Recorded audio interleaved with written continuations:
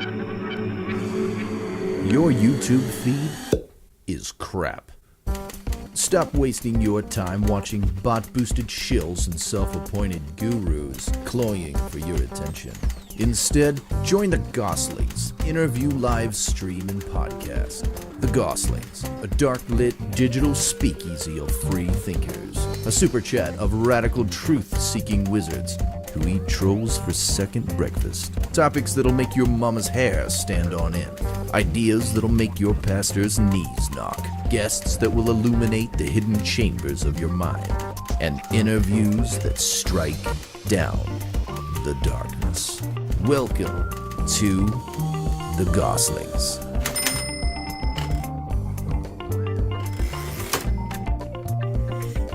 Greetings, everyone. Hello, everybody. I'm Jonathan. I am Nick. And we are the Gosslings. Thank you for joining us tonight. Yeah, this is going to be a really fun one. One that we have been looking forward to for probably at least, like, ever since the day that we got it figured out that we could do this. We were like pretty stoked about it. So it's been like at least probably like a month or two. Yeah, I think we've had this one on the docket. Just over a month. Yeah. So yeah, if you were ever interested in the occult or witchcraft or anything that is on the dark side of the supernatural and how someone can come out of that, this is going to be an awesome interview for you. But before we do that, we got to get through our front of house work. Absolutely. Yeah, let's do that real quick. Number one, of course. Actually, before we do all of our front of house stuff, we got to do our toast. Oh, let's do the toast. Let's do the toast. Right. Let me turn the ticker on. We were gonna go old school at Nick's suggestion for this, by the way, today. That's what threw me. We were gonna do swords and bucklers or battle axes, and then we're like, let's just do rock paper scissors. Yeah, let's do rock paper scissors. Yeah, let's see who goes first. Yeah. Here we go. All right, ready to go. 1, 2, 3, shoot. Dadgummit. Yeah. So I do it. Dealer. Well, whoever wins you gets choose. dealer's All right. choice. Man, we haven't done that in a long time. So yes, Nick gets it. All right, everyone. Grab your drinking vessels. Take up the broken sword of your father And strike down the darkness. Cheers. Cheers. Say, Nick, what are we drinking from today?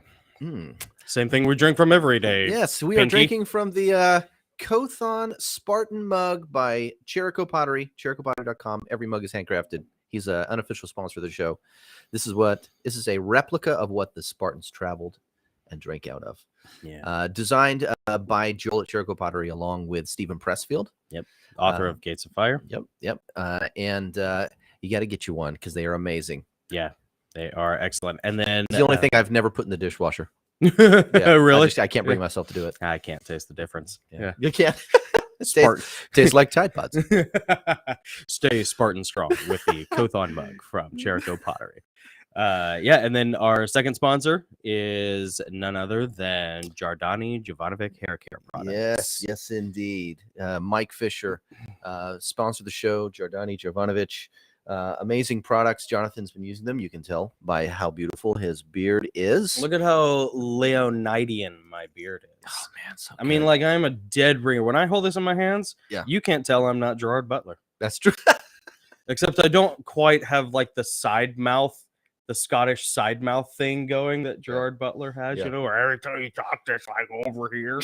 You know, that's still my Nick Nolte impression. I'll work on the. You work accent. on that. Yeah, yeah. It's like if you combine Nick Nolte and Sean Connery. Well, regarding the product, just like I said last week, if you want the beard squatch, yes, or the lion's mane, yes, you can stop breaking the 10th commandment and get yourself some Giordani Jovanovic. That's right. All right. Be real. What is their tagline is great. It's real products for real men. But I also say be as sexy as you are deadly with GiordaniJovanovic.com. Right. Yeah, I like that. Jovanovic.com. Yeah, because it's John Wick's real name. So give 007 a run for his money. Be the Keanu Reeves of your county. Yeah, trademark pending. Yeah, trademark pending. Yeah, 2022. And finally, if you have not yet, please take up the broken sword of your finger and strike down the subscribe button and smack the bell. We appreciate that, as always. Yes. And now that the obligatories are behind us. Oh my goodness, look at that chat. We've got a lot of people watching, man. Awesome. Yeah, Jay Jay Reese Reese is Bradley on. is here. Very cool. Yeah. Danny Dennis, Joey Payne, Very good. Hi, Nice. that's my mom. What's Hey, up, mom. Joey? What's up? Roseanne's Joey's gonna watching. love this one. Oh yeah, and Abonarer? Abanare, Is that how I pronounce it? Abarnare. Abonarer. Abinari. Okay, yeah, I think that's good. Maybe some others that I missed. I hope not. Let's bring on Shannon. Yeah. Shannon, we're going to bring you on right now. Shannon has an amazing story. As you guys probably know, she came from a very dark past. She had been in the occult. Yeah. God has rescued her, and we're going to hear about her story now that she's on this side of the cross. Yeah, that's right. Ladies and gentlemen, Shannon. Hold on, let me get this. Hi. Hey, how are you? Wow, cool. I'm doing great. Yeah, nice shirt. Oh, Pretty sharp. have you heard of this podcast? It's every striking down the darkness, one That's interview at a so time. Awesome. I wonder. That's awesome.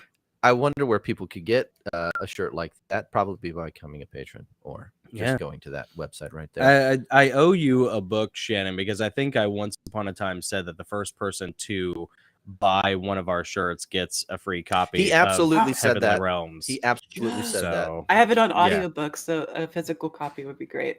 oh yeah, So yeah. I like to read and listen at the same time. It Oh, that's smells. It'll smart. smell like beard oil. Yeah. Uh, Okay. It will now. You have a glorious beard. Glorious. Don't worry, I won't rub my beard on the book. I'll take the. I don't. You know. Maybe you should. Yeah. You can- maybe. you A couple of beard hairs just fall in Yeah. there. Page 43. You know, Yeah. something. Caress Yeah. it. Yeah. It's some DNA that you can use to like clone and make an army. Yeah. You know, Yes. an army of fat, lazy, hairy, sensitive artists They know how to do that. who eat all the hot pockets. You know. No, we do. We really appreciate This is you, like, fantastic. actually not just being here, but Yeah. also the shirt is awesome. Like, Thank you have you. no idea, like, how long we've had the shirts Thank and how long, like, someone I- actually like wears one. It's awesome. The logo is awesome. Like I love the coloring and Thank you. the whole palette. I love it. Cool. Thank Yeah. you. Can't Nick type, did a good can't job. hack a typewriter. You can't hack a typewriter. That's right. That's right. KGB Absolutely. approved. Yeah. That's right. You know, I would just like to point out, you're speaking the truth. I never once asked any specific person, hey, you should get a shirt before you come on the live stream. Yeah. Shannon Yeah. bought the shirt and she sent me a picture and said, can't wait to be on the live stream wearing this. Yeah. And I'm like, I like made our you're week. amazing. This is Yeah. all. Yeah, it was huge. So thank Yeah. you for that. Yeah. So tell us a little bit about, let's start with an overview, just kind of your background and an overview of where you were and you know how you got to where you are now. So I was raised Christian, and I like a pretty standard American upbringing. And then my parents got divorced, and that sort of like it set up a chain of events. And you know, I was through high school. High school is like when I started getting into the occult and you know, the occult, Wiccanism, and then like Satanism as well. And you know, of course, I was like the rebellious teenager. Yep. And I think it was, I mean, I partied through college, was continuing with my hedonistic ways. And then right towards the end of my 20s is when I started to calm down, and I met my husband, and I had been doing some very hard drugs at that time, and he helped to get me into rehab. Okay. And that's really where things started to change for me. Okay. And then a couple of years into rehab is when God opened my eyes to like the insanity that I had been partaking in. And he used Ben Shapiro of all people to Really? to open my eyes. And like that's like the scales falling away from the eyes moment. It came from Shapiro, which Okay. is funny, it's ironic, but Yeah. and yeah, so I got married. I had my son. I have two sons now, and Awesome. we are living life. That's awesome. So that's the That is- broad overview. Okay. Okay. Were you born and raised in the South? Yes. Yeah. Okay. Yeah. I'm from Georgia. My parents were Yankees. My dad was born in Japan on a base, Okay. but he is definitely not Japanese, obviously. Okay.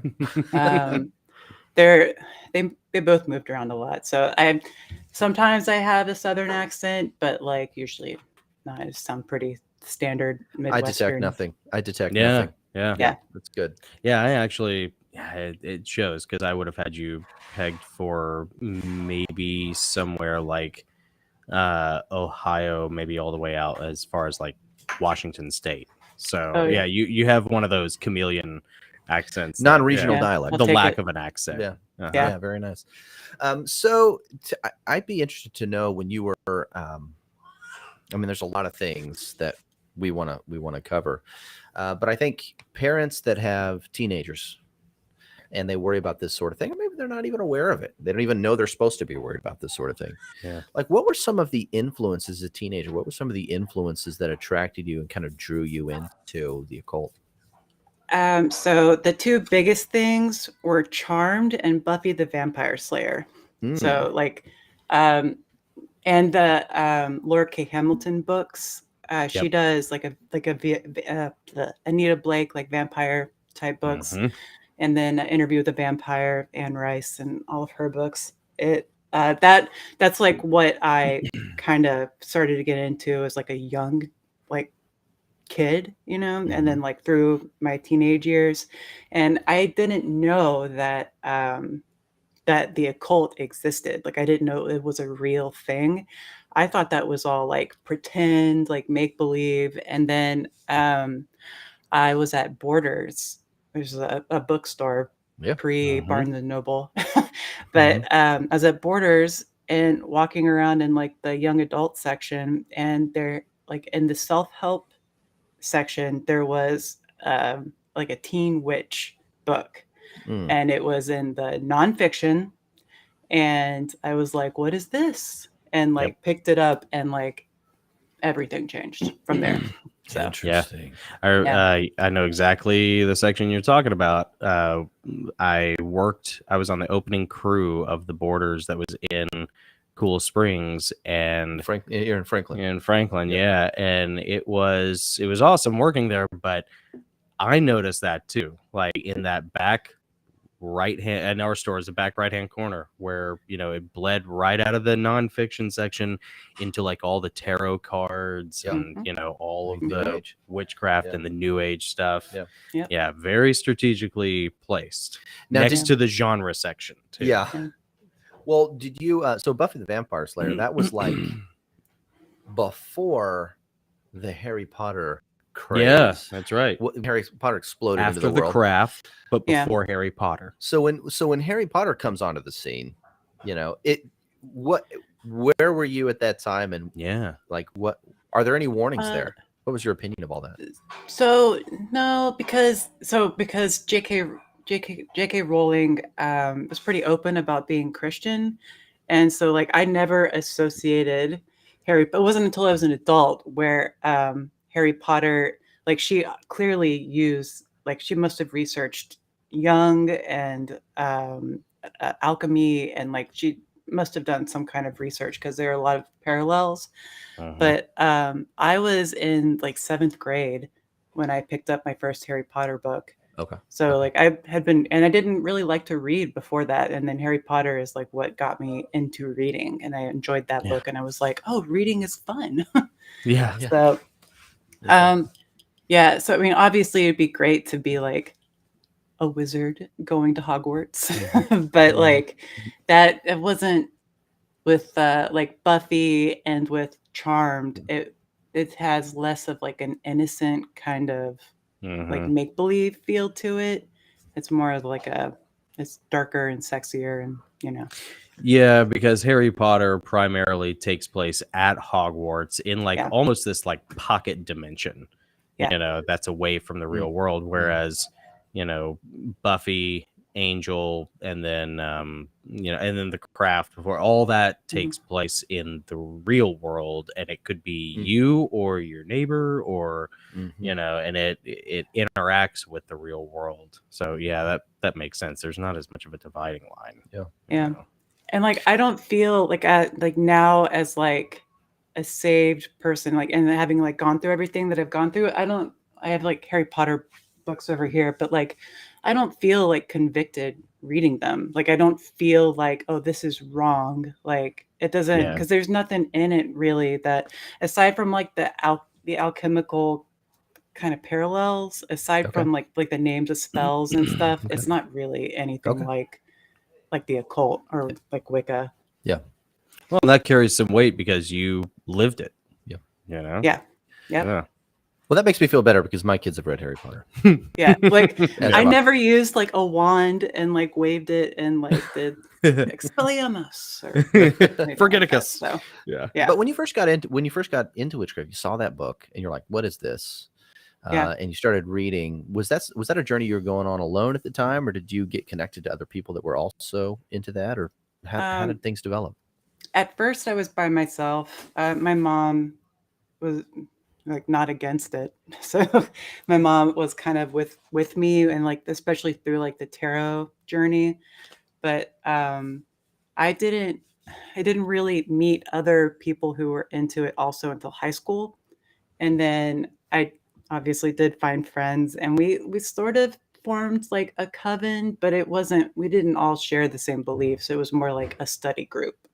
Okay. But we did do some like spell type stuff together. Interesting.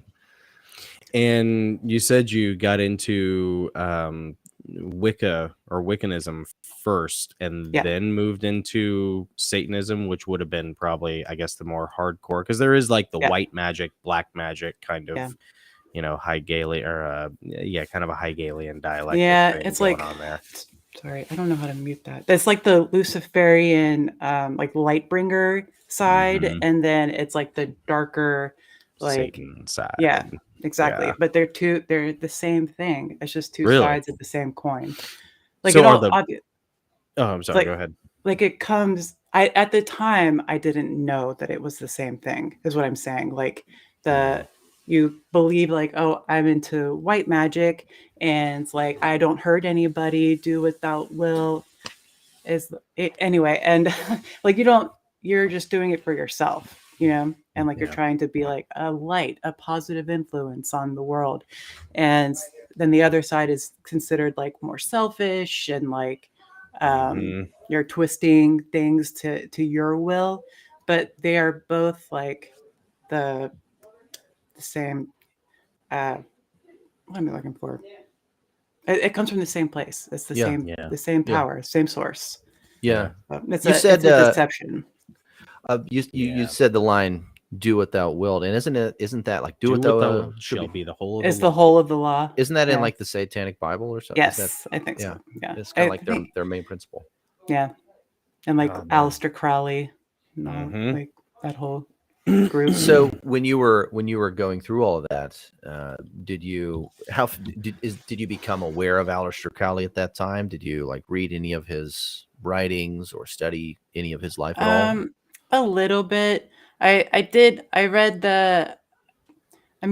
so that came later, really. Like as an adult, I started to like get into like the history of it, and like Helena Blavatsky and her influence on I guess like the occult and then Aleister Crowley and all of that. But that was more later. Like at the beginning, it was like Wicca, and then that transitioned into like reading the Satanic Bible and the Necronomicon and that kind of stuff. So it was a progression.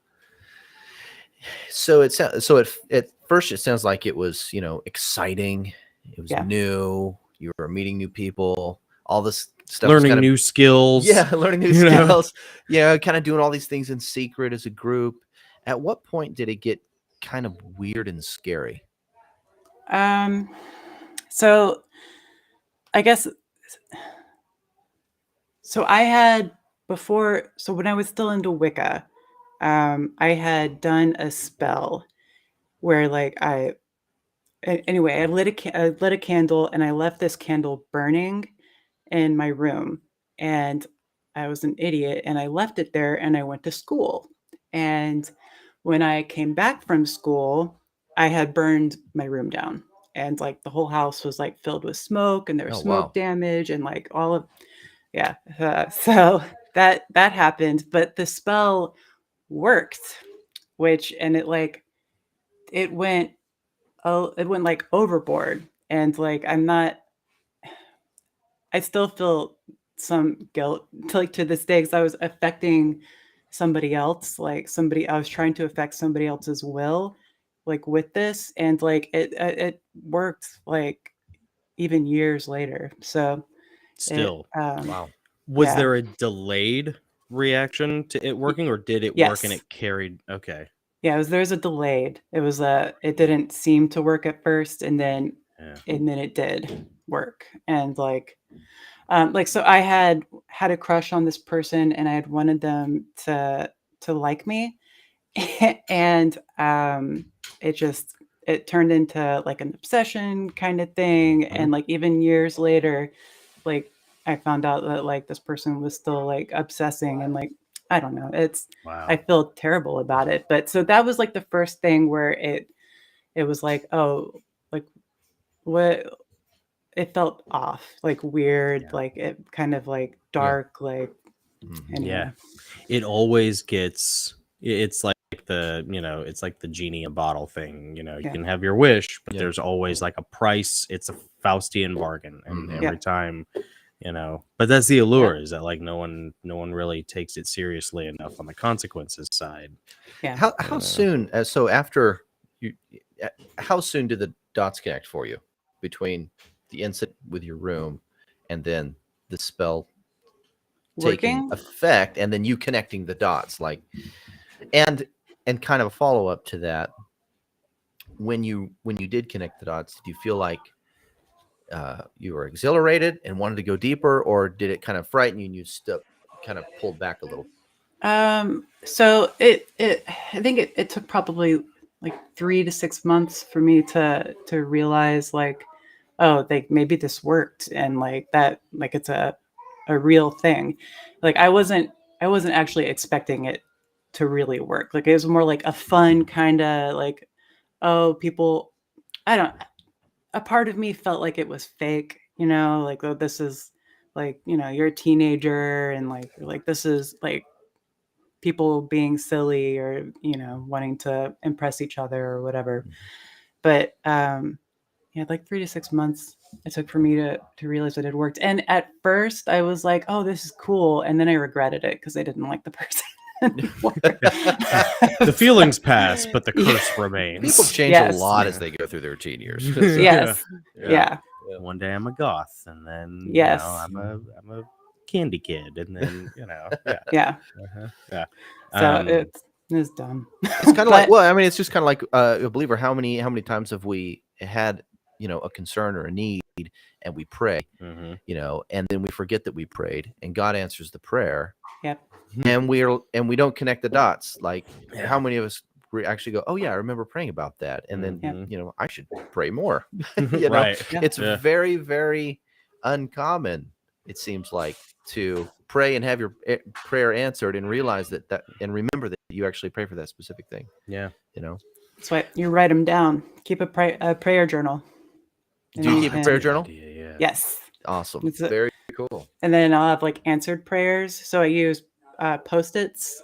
So I'll write Mhm. down my prayers on Post-its, and then I'll like move them to the back of the journal. Oh, So- that's smart.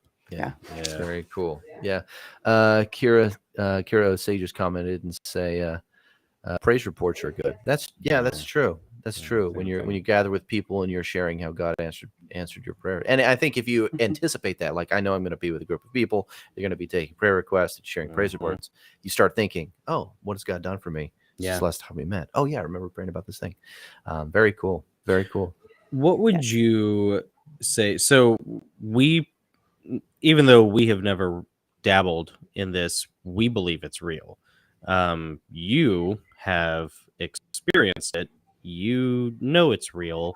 What would you say to somebody who is a skeptic or just thinks, oh, it's all in your head, or it's coincidence, or it's just, a law of attraction or whatever, Well, so I mean, I think like standing on this side of the cross, like law of attraction it's the same thing. It's like the same Yeah. vein. Like it's the same powers, I guess, or there's some. I mean, I used to think that it was like the law of the universe or whatever. But okay, so what would I say to a skeptic? Yeah. I don't know. I was a skeptic too, like before it actually started working. Like I just was attracted to it. But I mean, it doesn't really bother me when people don't believe in it, like, cuz I guess I've seen it, and like I've seen some really spooky things where it's like there was obviously something happening there, but I don't know what I would say to a skeptic. I definitely want to follow up on that. Yeah. But before we do, J. Reese Bradley had mentioned people with Ouija boards. And we had, I think, briefly, sort of talked about that. We mentioned Ouija boards a few times across several interviews. But I kind of wanted to ask you, in regards to things like Ouija boards, what are some things about the occult that no one ever talks about or that you want people to know? Hmm. Some things that maybe like slip past the radar, or people think is innocuous, but it's like, no, this is like a real thing you might want to worry about. Well, so the thing that always that terrified me was, so you think it's cool to like interact with either like ghosts or like you're interacting with like tarot cards or whatever, but the energy, the being that's on the other side of that hates you. They hate us, hate humans, and like it might feel good in the moment because you're like, oh wow, this is so neat, but like that energy or the being is they want bad for us. Like they want to harm us or to cause us like ultimately to lead us to our destruction. Yeah. So, like it can be fun to like lay out a tarot reading and like have it be like spookily accurate, and then but you have to keep in mind that like that whatever is making that happen is against humanity. So Yeah. When did you first realize that? So after I started reading the Bible, but I knew that there were negative entities like demons and things, and then I thought that there were like positive entities like spirit guides and like like angel type beings, but so I knew that those were there, but I thought there was like a yin and a yang, where like there were good ones and bad ones, and but Not the yeah, case. like Yeah.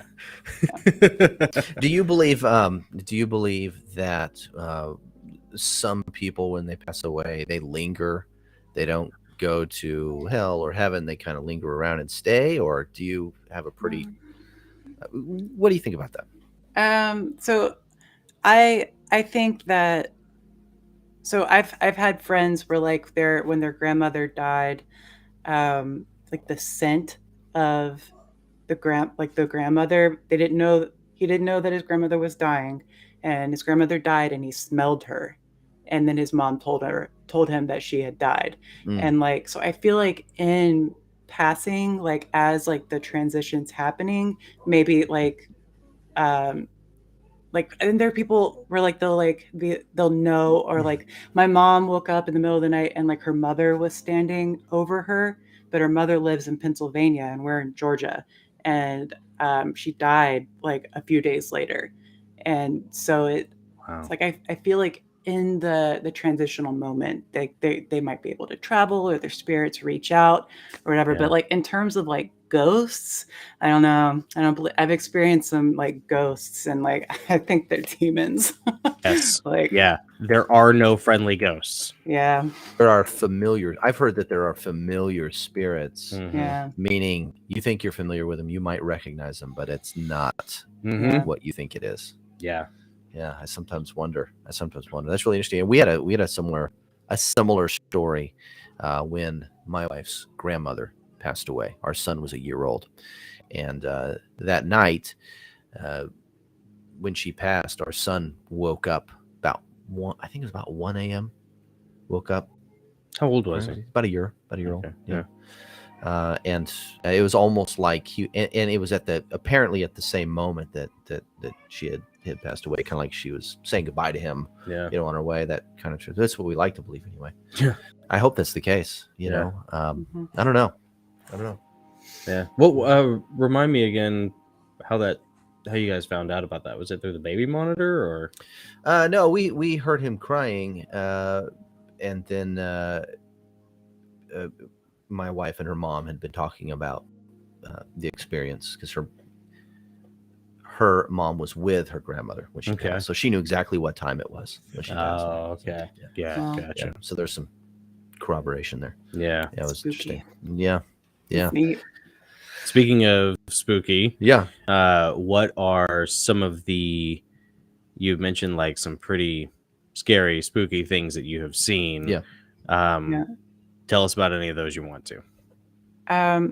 So my house was haunted. Like when growing up, my house was haunted, and I would see like a black feather or like feathers like in the corner. Like if you like see it and you turn and look and nothing's there, and we would wake up in the middle of the night, and like my dad was a firefighter, so he would be gone for like 24 hours or 48 hours, and he'd be on like back at home for 2 days and at work for 2 days. And one night my mom and I were sleeping in the bed, and there was like a shadow like standing over us, and I thought it was my dad.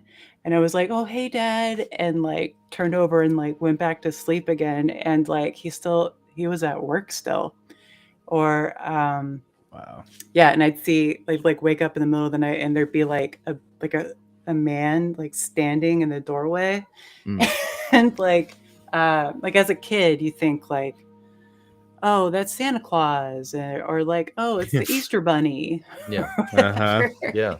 Yeah. It's like I like remember back at like there was totally like a weird like a being. It kind of looked like you remember on old TVs where it'd have like the snow when it wouldn't be connected to anything. It would look kind of like that, where it was like Weird. not connecting. I don't know. It was Yeah. freaky. So Weird. that was the house we grew up in. Like the faucets would turn on sometimes, and like. Oh, But yeah. my mom thought it was a ghost. She always said that we were the house was built on like an Indian burial ground, which of course it wasn't. But that's what she would say. They're all built on Indian burial grounds. Yeah. What was the movie that made the Pet Cemetery? Is that the one Yeah, that made Pet it popular? Cemetery. Poltergeist. And Poltergeist is yeah, the one Poltergeist. where, yeah. Yeah, and there was a rumor like and Pet Cemetery too. yeah, that the house that you grew up in, there was a house right down the street, and it was the one house in the neighborhood that could not keep residents. They would move in, and a year later they'd move out. Close to where Justin Johnson lived. Yeah, right? yeah, close to where Justin lived, and it was like the only house in this little center area of the subdivision was just a park. Yeah, it's just a park area, and the houses were built around it. But there was one house built on the actual park, and the reason they couldn't build any other houses in the park because it was allegedly an Indian burial ground, and this house that was built on that park could not keep residents. Yeah, and the neighborhood urban, rumor, the urban lore, the suburban legend, with the suburban legend was that it was haunted. Yeah, and it was a brand new house. Yeah, it was a brand new subdivision. So, yeah, and I don't know about that Indian burial ground stuff, but it is interesting that back then I never heard about burial mounds. Right. and what they were actually for. And we Yeah. didn't see any burial mounds, but when you have a burial ground, it makes one wonder. Mm-hmm. I don't know. What if do that's you? the case. How do you mean? So burial mounds, there are Indian burial mounds all over the world. Yeah. And the burial mounds are oftentimes, and there's plenty in North America. Most of them are like in the kind of Midwest. There's hundreds of them in just Iowa. There's some here in Tennessee, but I don't know what you'd call them. Not pre-native people. There are the Native American tribes, but there was a group of people here before him, before them, and those are the Mississippian, for example. They're attributed to having built these mounds, and there were these cultures that would bury their dead under these mounds, and allegedly, if you're into the Nephilim, folklore, and really I think it's more than folklore, but there were giants buried in these mounds. Yep. Super huge skeletons have been found in these burial mounds. They're all over the country. Of course, you can't excavate them anymore, but there's record after record after record after record of that all get gobbled up by the Smithsonian. Yeah, when Americans began to expand out west, they'd come across these burial mounds. They would uncover these large, oversized, skeletons. And it was really, really strange. And the native tribes that had lived in the areas with these mounds said, we didn't build those. Those were here before we got here. Yeah. So it saw these ancient cultures that had some sort of purpose for these mounds. And what's really interesting, even the one here in Tennessee, Pinson Mound, there are several mounds in this large area, and they are arranged to align with solstices, and equinoxes, and so forth. Yeah. So they had some pretty interesting depth of knowledge back then, and they used these. I think they used them ritualistically. Yeah.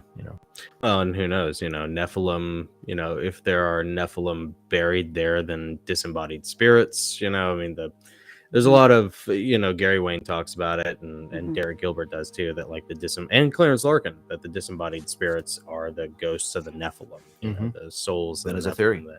Yeah. And then the Bible doesn't say how many Nephilim there were. So, when you have these ancient burial mounds, or even just Native American mounds, not even the giant mounds like what Kim talking about, the ones in Ohio, or just, they're all over the place. But even if you just have a normal Native American burial mound, why was that place chosen?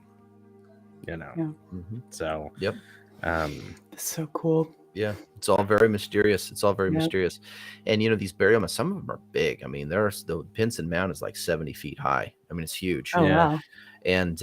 And that's just about an hour from us. It's not that far. Yeah. But it reminds me of the high places that are mentioned in the scriptures. There they had, in Israel, they have a topography with mountains and valleys and so forth. It was easy to find high places or build high places. But in this plain, in this area, you have to build a high place. Yeah. You have to build a high place that's close to, where you live, where you hunt. Yeah. They had to construct these things. And I think there were ritual sacrifices that probably took place on these. Me personally, I think there were sacrifices that take place on these mounds. Of course. Yeah.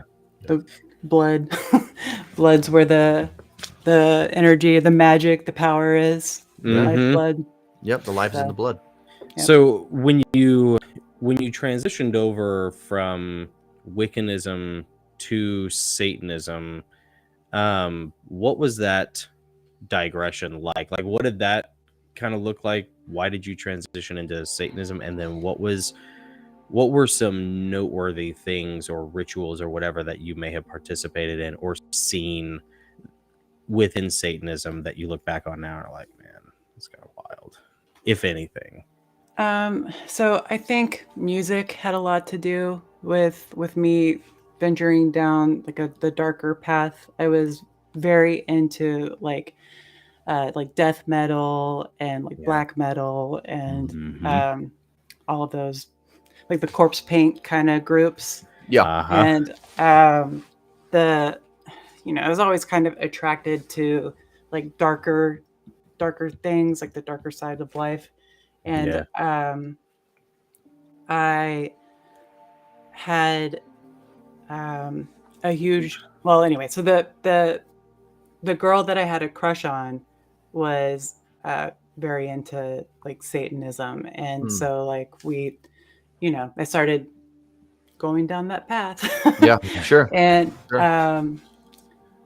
rituals, really, it was like we never did anything like super theatrical, like that's like in the movies where like you pour salt on the ground and everybody's like wearing robes.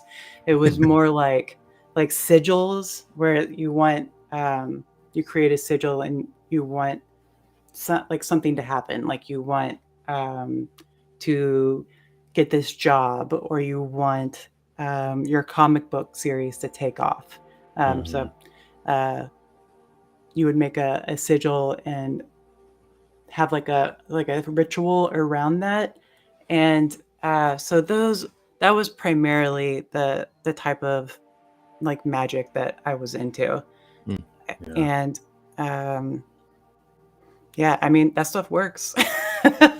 Like, it's kind of, I don't know. It's scary. I mean, it's scary to think about that. Well, for anybody, and that's kind of, I'm glad you mentioned that, because it kind of was a follow-up question that I had, is for anybody who, might be watching this, because I have those people in my life, who don't see anything wrong with this, and, maybe they don't have the right perspective on it. They don't have a Christian perspective on it. So they just see it as power acquisition, and just utilizing the resources of the latent resources of the universe, to take advantage and make their lives better. For anybody who might be watching who, would be interested in that sort of thing, what would you say to them to possibly dissuade them from it? So you're bending, you're attempting to bend the world to your will, right? And like you can't see the consequences of what you're choosing to do, and like you're interacting with forces that do not have your best interests in mind. So you might get what you want in like the short term, but the consequences of that, like you can't see it. And like I really like, so I had done a ritual to get a new car, for example. And we got the exact car that we had wanted, right? But in creating that sigil, I was in a car accident with my baby at that time, like my son. We were in a car accident, and this is when he was like very little. And the car that my insurance company gave me as like a rental while we were looking for a new vehicle was the exact van that like I had been wanting. Like it was the same color, the same make. It was like a Chrysler Town and Country, which is like it had like TVs in it and everything. Like that's what I wanted. And that exact car is the one that I didn't have any say in it. The car rental place, that's the one they gave me. And then we found one on sale, like the exact same vehicle. And like but the way that happened, that went about, was like that we were in a car accident. Like I got injured, my son could have died. Like like you don't have the perspective to see like how things are going to play out. And like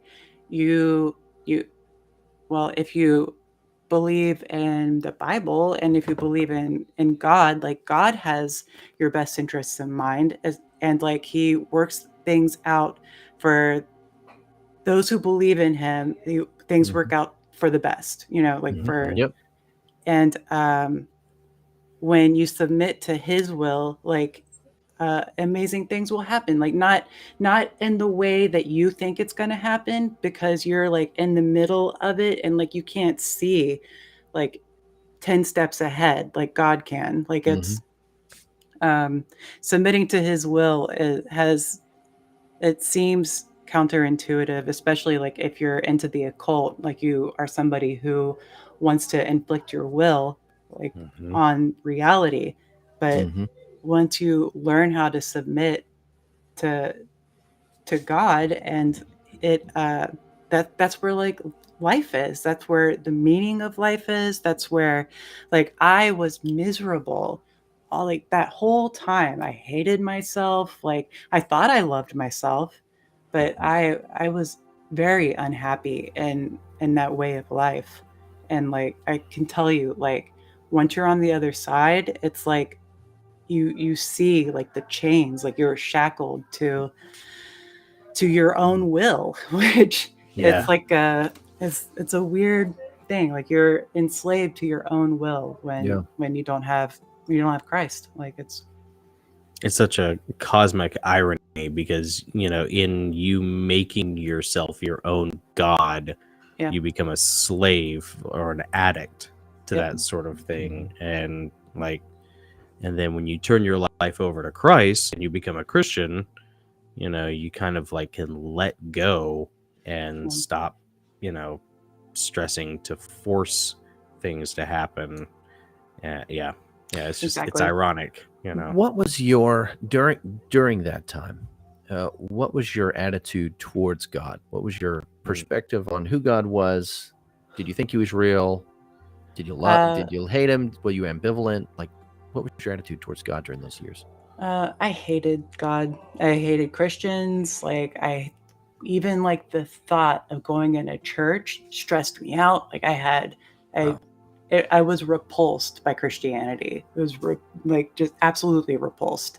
And I think now looking back, like maybe I was being oppressed, like or something spiritual was happening, but I was very much against Christianity. And I think there's some things that happened, like after my parents got divorced, like my dad became very angry, and he really dove into Christianity in like a authoritarian type way, and I think he could see the path that I was heading down, and he's a military guy, and you know that's kind of like how he approached it. So like I was a young kid and I wouldn't want to go to church, and I'd like lock myself in the bathroom, and he'd be like yelling and like pounding on the door like, "You're going to church." Yeah. And, When you're a hammer, everything's a nail. That's how you yes. solve problems. Yeah. Yeah. So I mean, I was very resistant to it. So Sure. But yeah, I did not want Christianity to be the answer. Why I tried is that? everything. Like what was your thought process at that time? Why did you hate God and Christians so much?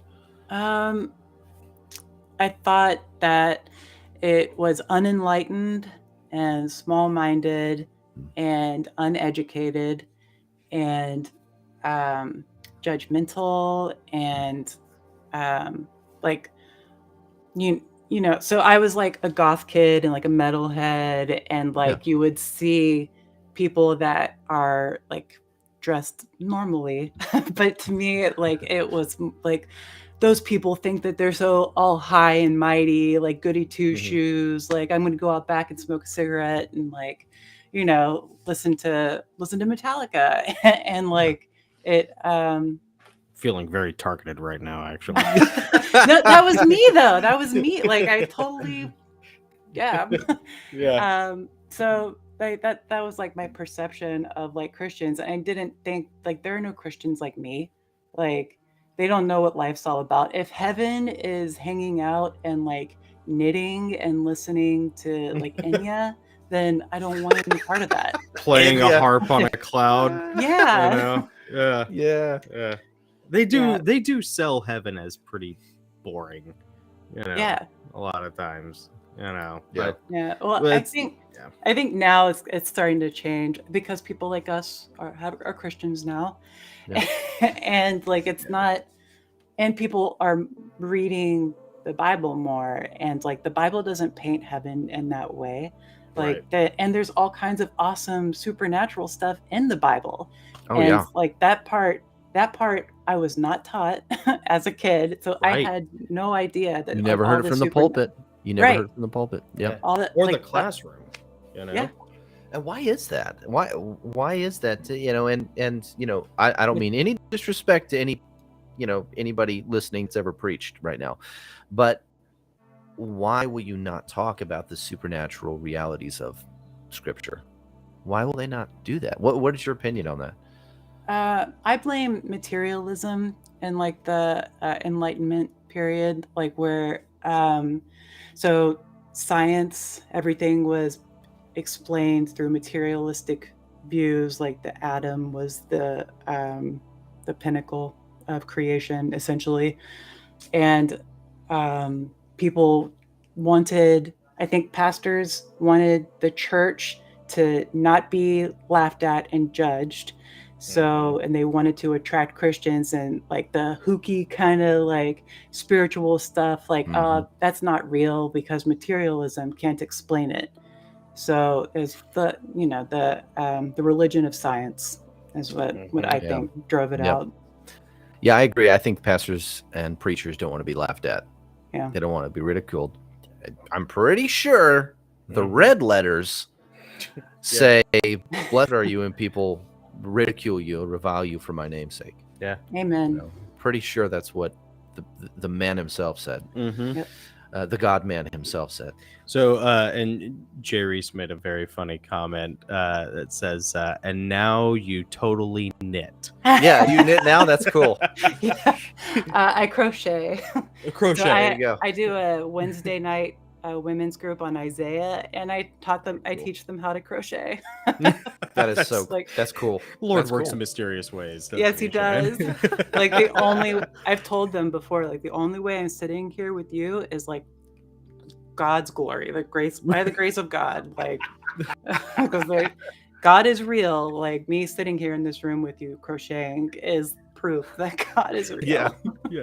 Like, That's awesome. And you're like, oh, man, dang it. Yeah. I guess heaven may not be so bad after all if it's just a bunch of knitting. yeah. Yes, I love crocheting. So I know. Let's touch on. There are a couple things that I know that you really wanted to. Yeah, there are three things that we want to get to for sure. Yeah. I want to actually start here. Okay. I want to talk about the events that led to your conversion to Christ. Yeah. I know you said Ben Shapiro was a part of that. Like, what was going on in the world at that time? What was going on in your mind? Yeah. And what was the catalyst to get you to open yourself to God's influence? Okay. So this is pre-pandemic. I was pregnant. No, I had just given birth to my son. So I had a lot of time on my hands. Okay. Before that, I had been bartending and waitressing. And I was suddenly a stay-at-home mom. So I started to get into Jungian philosophy. Okay. And like looking into like shadow work and trying to become I forget the word that he uses. Ubermensch?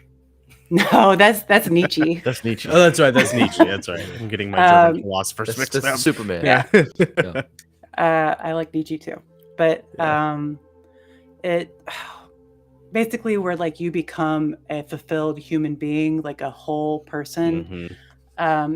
So like, is it ascension? That's going to bother me. But anyway, so I started to get into Jungian philosophy and I wanted to do shadow work.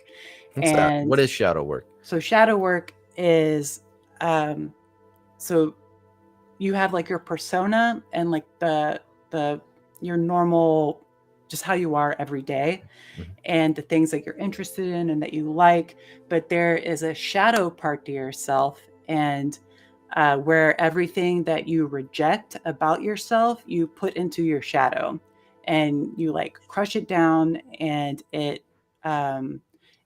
basically like everything that you consider like bad or wrong is what you put in your shadow.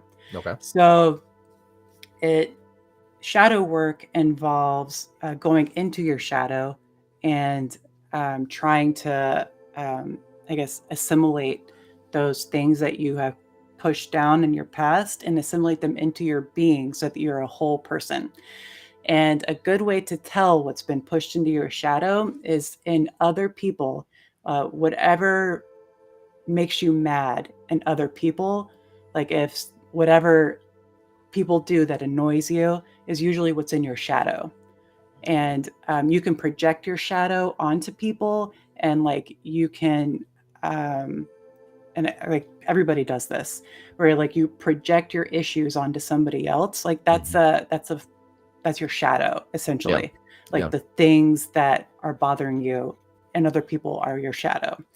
So I don't know, I just Jung and like his like dream interpretations and like all of like that kind of stuff I was super interested in, obviously, because I'm Yeah. like a gothy nerd chick. Right. So it so one of the things at that time that really bothered me and other people were Christians and then conservatives. And yeah, that was, and there was a guy, and like I was doing like an outpatient rehab thing Mhm. for my previous drug use, right? So there was a guy that was in recovery with me who was a Christian and a conservative, and we would get into arguments all the time. Like, and I'm pretty blunt, and like I will just say whatever I'm thinking to people, and so like we would just butt heads constantly. And I was like, okay, what is like the one thing? Obviously, that guy, like that's immediately what I imagined my shadow to be, was this person. Like the angry red hat Trump guy was Mhm. my shadow. So I like went on like this deep journey to try and like understand and like try to sympathize with conservatives, like just to like make myself like a wholer person. And you know, like when the 2016 election, obviously Trump won, and like I was shocked because I voted for Hillary. I was, you know, a good liberal. Like We a were good- too, and we voted for Trump. Yeah. We were Yeah. shocked too. Yeah. Yeah. Yeah, so I was like, okay, so there's no way like half the country are evil, bigoted racists. Right. So that also played into me trying to like understand things from like a conservative perspective. So I started listening to like the Daily Wire. I was like, who are the most popular conservative media hosts? And like at that time I was like so entrenched in my bubble that like even just searching on Google for like conservative news, like nothing, the only thing that ever came up was Fox News, and then there was absolutely nothing. Like they like trying to find conservative media at that time was like, I don't know. Anyway, the algorithms. But so I started listening to Ben Shapiro and Andrew Klavan. Those were like the two main ones that I was into, and they eventually I came to. All right, so we had talked about this earlier. So I feel like there's like a mass brainwashing going on, like just having come from like the liberal, like far left persuasion.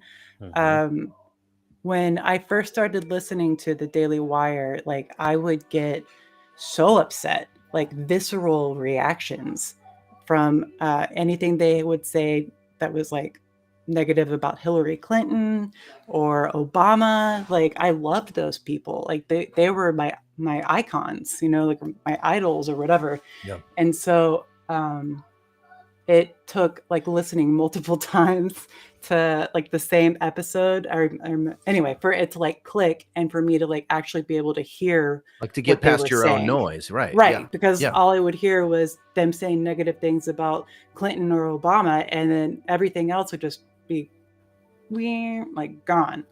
So it yeah, so eventually I started hearing it, and like something weird happened, and then I started to see things from like a conservative's perspective, and I was like, what's going on here?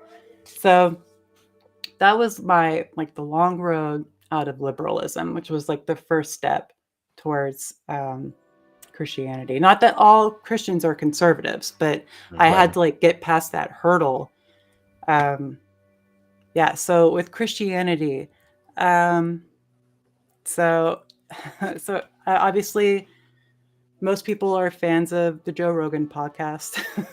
Right. And his first interview with Ben Shapiro, he is talking. I was listening to this podcast, and he is talking to Shapiro and asking him, like, why do you believe in God? Like, why? Like, what's the bit? Like, what's your story, dude? And Shapiro says, and this is what God used. I don't know why, but he basically said that so humanity is placed in a logical universe, and we have the ability to understand that universe. We have the unique ability to understand that the universe because we are the image of God. And like that That's just, good. it was like the scales fell away from my eyes, and it was like, the universe, what? Like God's real? Like, and God, like, I don't know why he used that. So like it was, but so I was like, okay, I have to read the Bible. I have to read the Old Testament. I was like, Christianity still isn't the answer. Like, no way. Christians suck. Like it's, so maybe Judaism is the answer for me. So I started to look into Judaism, and like so I got the Hebrew Bible. That's cool. And yeah, and I started to teach myself Hebrew. That's And I awesome. was reading the Old Testament. I get really into things. So, but I kept having this issue while I was reading the Old Testament, where Christ would appear in the Old Testament, especially in Isaiah. But like there is like the logos of God, like is Christ, right? Like that's what Physically when I was little, manifesting right? in the Old Exactly. Testament. Yep. Yeah. So, so I had first looked into Judaism, and then once like Jesus kept appearing in the Old Testament, and then like there are like fulfilled prophecies that are in Isaiah and throughout the Bible, but Isaiah specifically was really what turned me. Yeah. And like Wow. the Dead Sea Scrolls, and like they have proven that it's like physically proven that Isaiah, the scroll Isaiah, existed like 400 years at least before Christ. And like I didn't know at that time that Christ was a historical figure either. Like I thought that there was no proof. Like he's just like this made up guy that Christian men were using to control women and to control the world. And like that was my perception of it. So so I looked online. I was like, did Jesus exist? And I was like, proof for Jesus. And like, there is more proof that he existed than like most of the other historical figures that we take for granted. Like, like there are extra biblical, like things that aren't in the Bible mention Christ like contemporarily, like existing and like dying on the cross. So like that actually happened. Yeah. And like that was like a big thing for me. That's so cool. Yeah, and the Isaiah scrolls, and then Christ like actually having existed. And so that was my conversion, really. But that was like the logical conversion. Like the emotional conversion happened later. But yeah, so I went from, and because I was all into Jung, I got into, he says that Christianity is the answer for the future, but it's Catholicism. Catholicism is the answer according to Jung, because of the Mary figure. So there's Christ and there's Mary, and they're like the dualism, so he thinks that there has to be like a balance between male and female for like the psyche. So so I got into Catholicism. Okay. Poor Young. Lost me there. So close. I think it's really cool how you got in, get the Hebrew Bible. You said, well, I'm going to, I don't want any of that Christianity stuff, but I'm going to at least read the Old Testament. And you start reading the Old Testament. You really got into Isaiah, which Isaiah is known as the fifth gospel. They call it the fifth gospel. Oh, really? I haven't heard that. Yeah, because there are so many prophecies about Christ, talking about who he is. And that led you to, basically, this is the free slope. You start reading the Bible. And like this, Isaiah is what people use for like Jewish people who like, you're you want to convert or you're trying to like give the gospel to, showing them Isaiah is a big turning point for a lot of people. Yeah.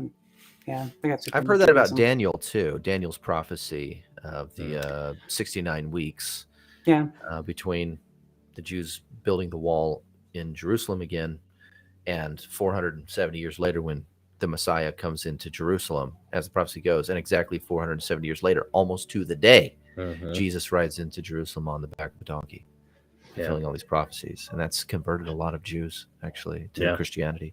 It's amazing. I'm into that. So talk about you mentioned the emotional conversion that happened later on.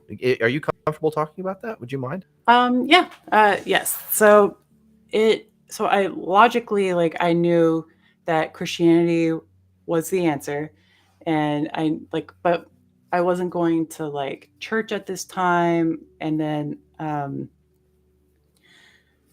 so I hadn't asked for forgiveness, right? So like I knew, like I could sit down and like read about Christianity and or argue with somebody about it, like my husband, and try. All right, let me step back. So the emotional conversion happened when I started to pray. Finally, like prayer didn't come naturally to me because I had never prayed, and then I started to feel convicted about my sins and like the things that I had done. Like, so it took a while for me to start grieving for like the person that I used to be, and like feeling like that. I don't know if it's humility or the word that I'm looking for, but so remorse. Remorse. Okay. So okay. Yeah. it took a while for me to feel like remorse and for it to like really like hit me. And like I remember my son was maybe like, he was less than a year old, and I remember just it finally like hit like a wave, like everything that I had done in my past, and like all of like the guilt that I'd been carrying, and like this like self-hatred for the things that for the way I had been.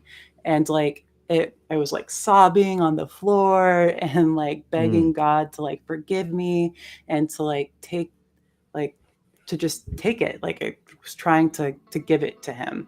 And there wasn't like anything like visibly like spiritual that happened, but like there was like this weight that was like lifted off of me in that.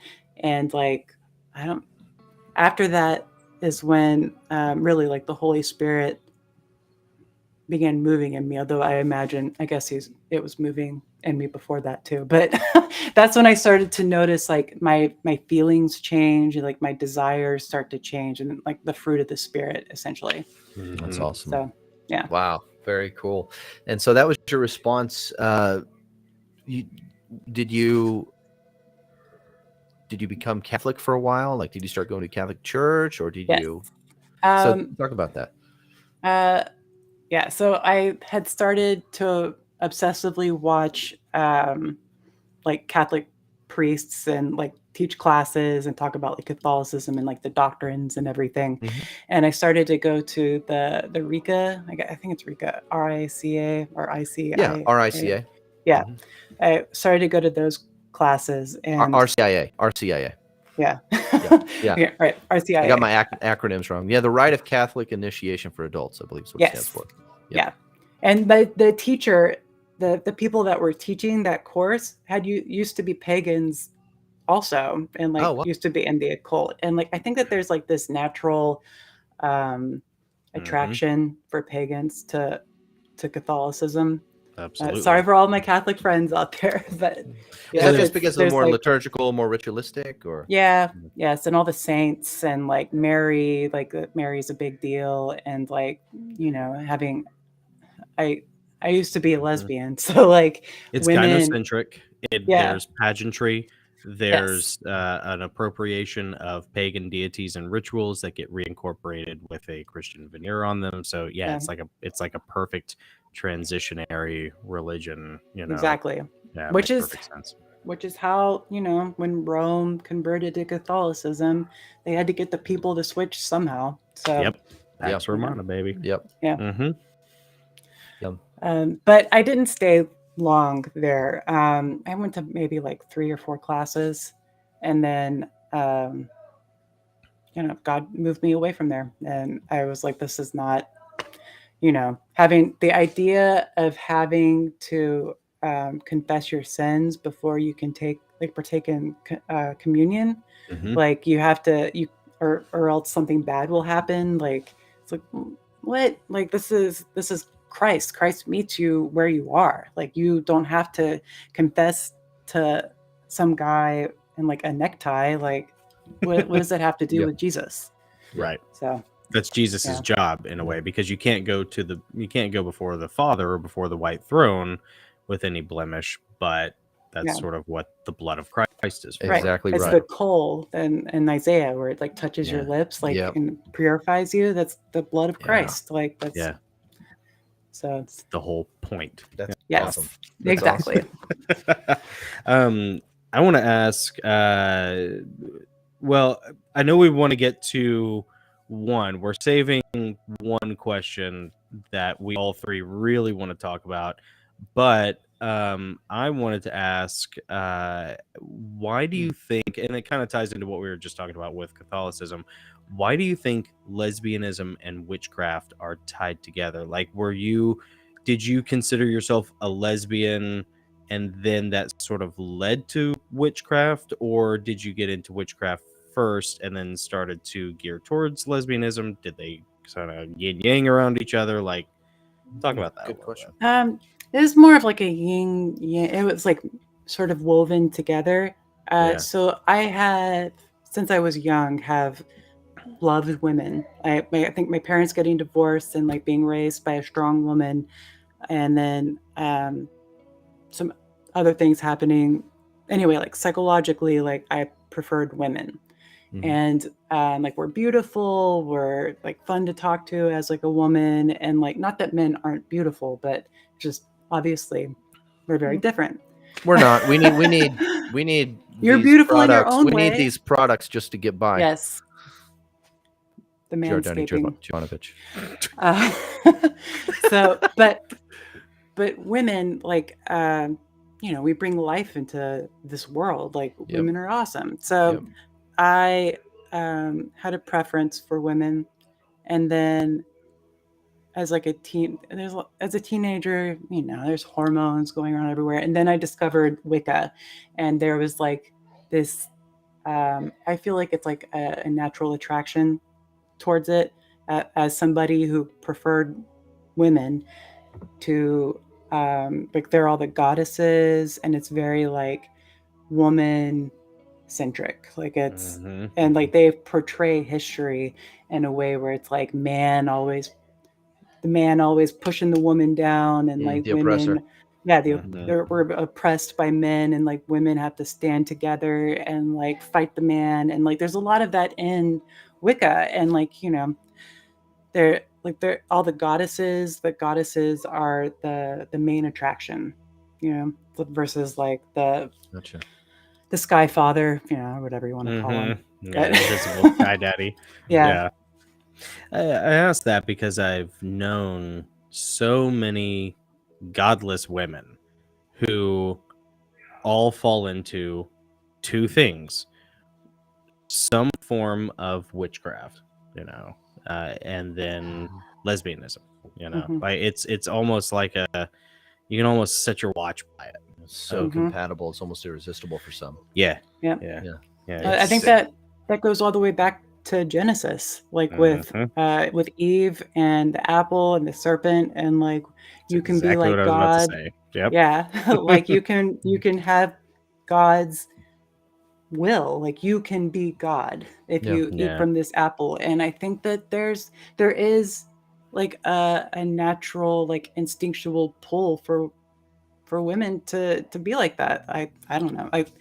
Yeah. Most of the women I've met anyway, unless Right. they're, anyway, our generation. Right. Our generation of women, yes. I can't speak for the older generations. I'm not sure. I don't know what's going on there. Jerry Spradley has an excellent comment. There's some pretty ugly women out there. Yeah. I'm a dude. I Cheers. didn't want to say it, Yeah, I'll say it. but there, Yeah. it is true. It is Yeah. true, and there are some pretty, Adonis-like men out there. There's some very pretty boys. Yeah, there are some You pretty know? boys. Yeah. God love them. Yeah. Did your oh, go ahead. No, go ahead. I was gonna say for women, it's different. Well, for me, I'm not a very like sexual person. Like I don't like lust after people, and like so like visually, like the way somebody looks, it doesn't. I don't know. It doesn't really matter to me, and I think Yeah. that's normal for women. Like It we can absolutely look is. past like the whatever you look like as Thank long you, as you're not Lord. like as long as you're not like an a-hole, like, Yeah. Right. and even then we might still like you.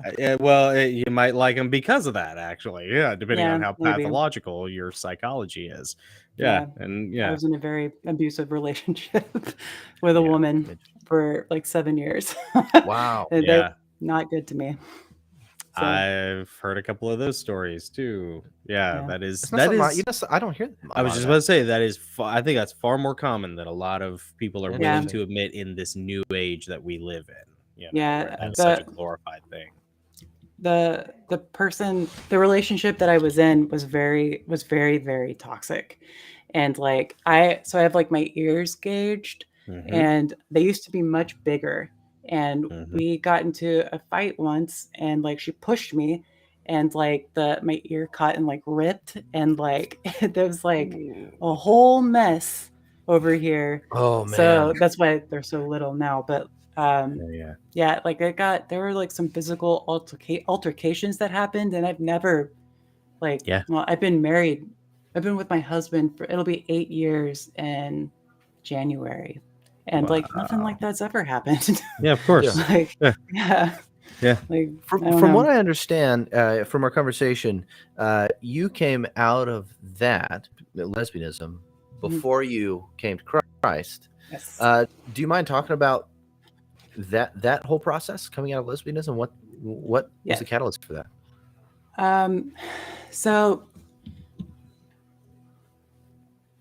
So I had been with this person, this woman for 7 years, and she had her mental state had dissolved essentially, and like we were doing like a bunch of drugs, and some people like things like marijuana, like it can trigger like psychosis, and so she became very depressed, and she was losing her mind, and I was taking care of her, and it like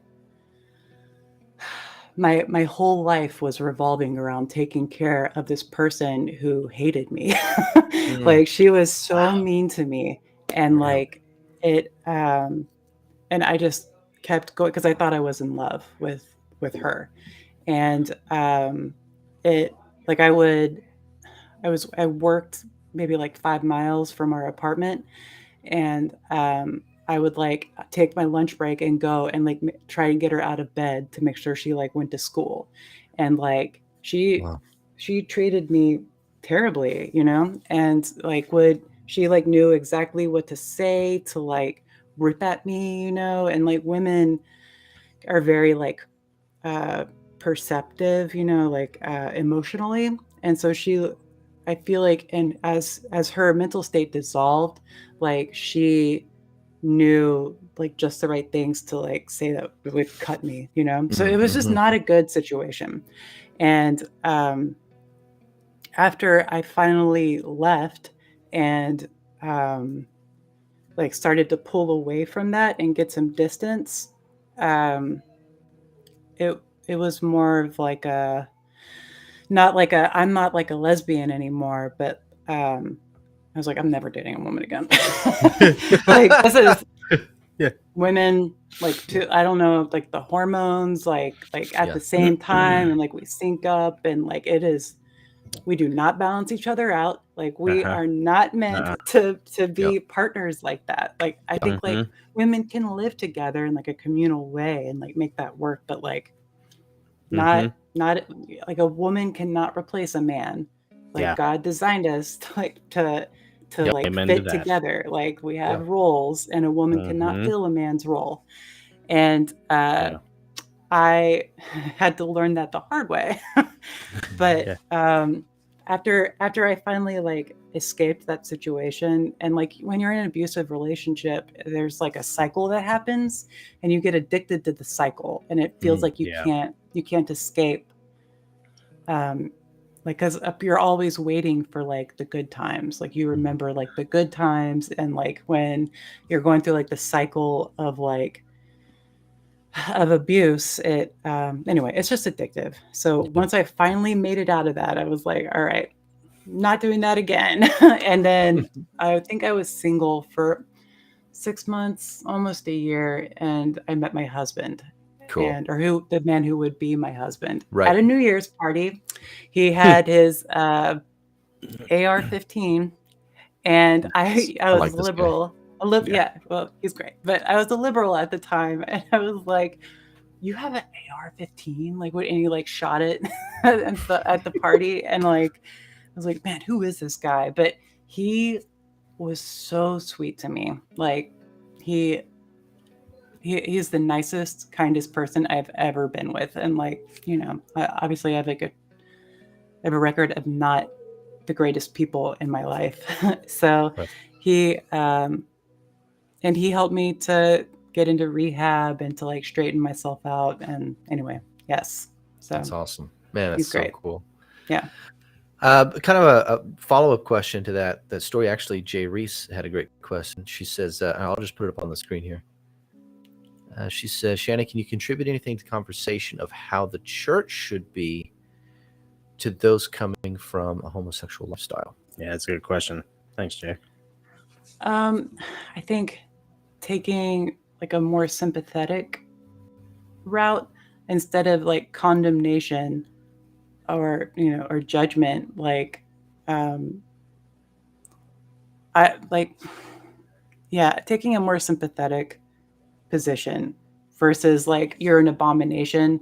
Like I've met people so coming out as having been previously a lesbian was very difficult for me, because there's a huge stigma attached to it, especially for Christians, because the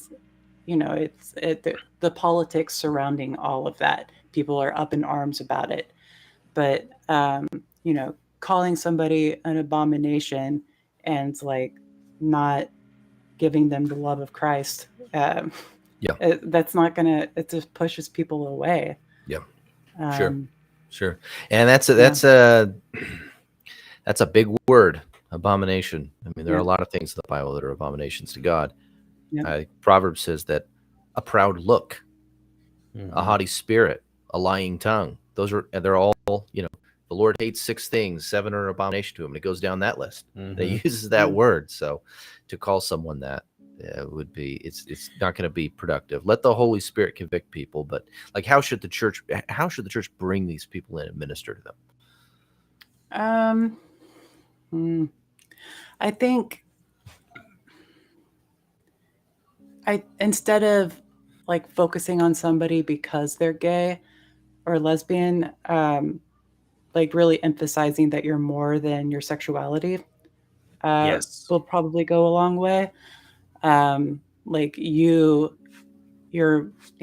identity is not the person you're sleeping with. It's Mhm. not the sex of the person you're sleeping with. Like you are more than being a lesbian. You're more than a gay man. Like you are a child of God. Like you are more than that. You're more than your pronouns. Yeah. Right. Yeah. Exactly. It's just narcissism. Yeah, it really is. Well, and that's such a struggle because one, we live in a current pop culture that tells you that your sexual identity, your pronouns, your gender preference for the hour or the day is a badge of honor that you should wear Mm. Yeah. at all times and flaunt and carry your life, as your anchor point, as your lodestar through life. Yep. And then also the church has this really big problem. Like the problem 20, 30 years ago was being so cruel or callous towards gays and lesbians who wanted to be a part of God's community. Now the problem has become so politicized, and sexuality has become so weaponized that churches, I think, they are overly permissive and catering to that now. And I've watched it blow up at least 2 churches, here in town because of it. And there's a difference between, it's like the church has a really tough struggle because a really hard road ahead, because it has to choose, it has to walk this fine line between not being permissive but not being condemnatory either. Yeah.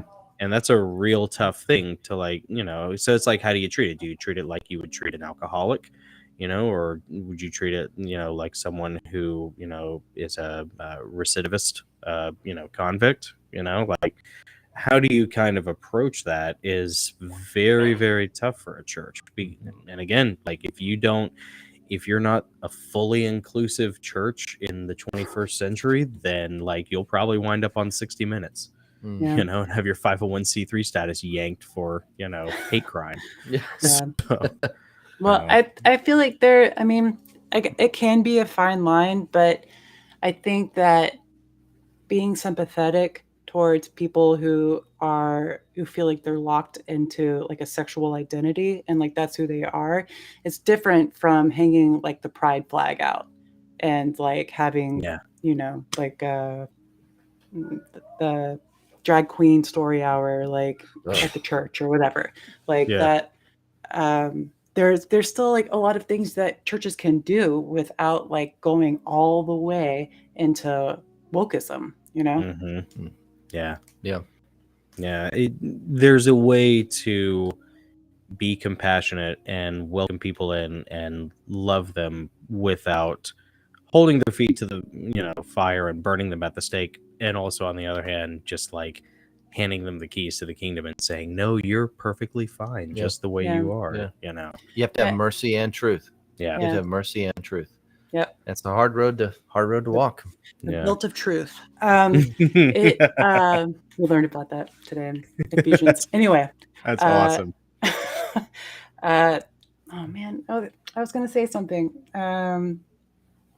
Also another piece of advice for people who want to like welcome people who are of the like the LBGT blah blah blah, that so don't expect people to like change straight away. So like if you bring your gay friend over, like start bringing them to church and they're thinking about joining Christianity, like you can't expect like all of their lifestyles to change. Like the Holy Spirit moves, but he can work instantly or he can take a long time. So I think like you can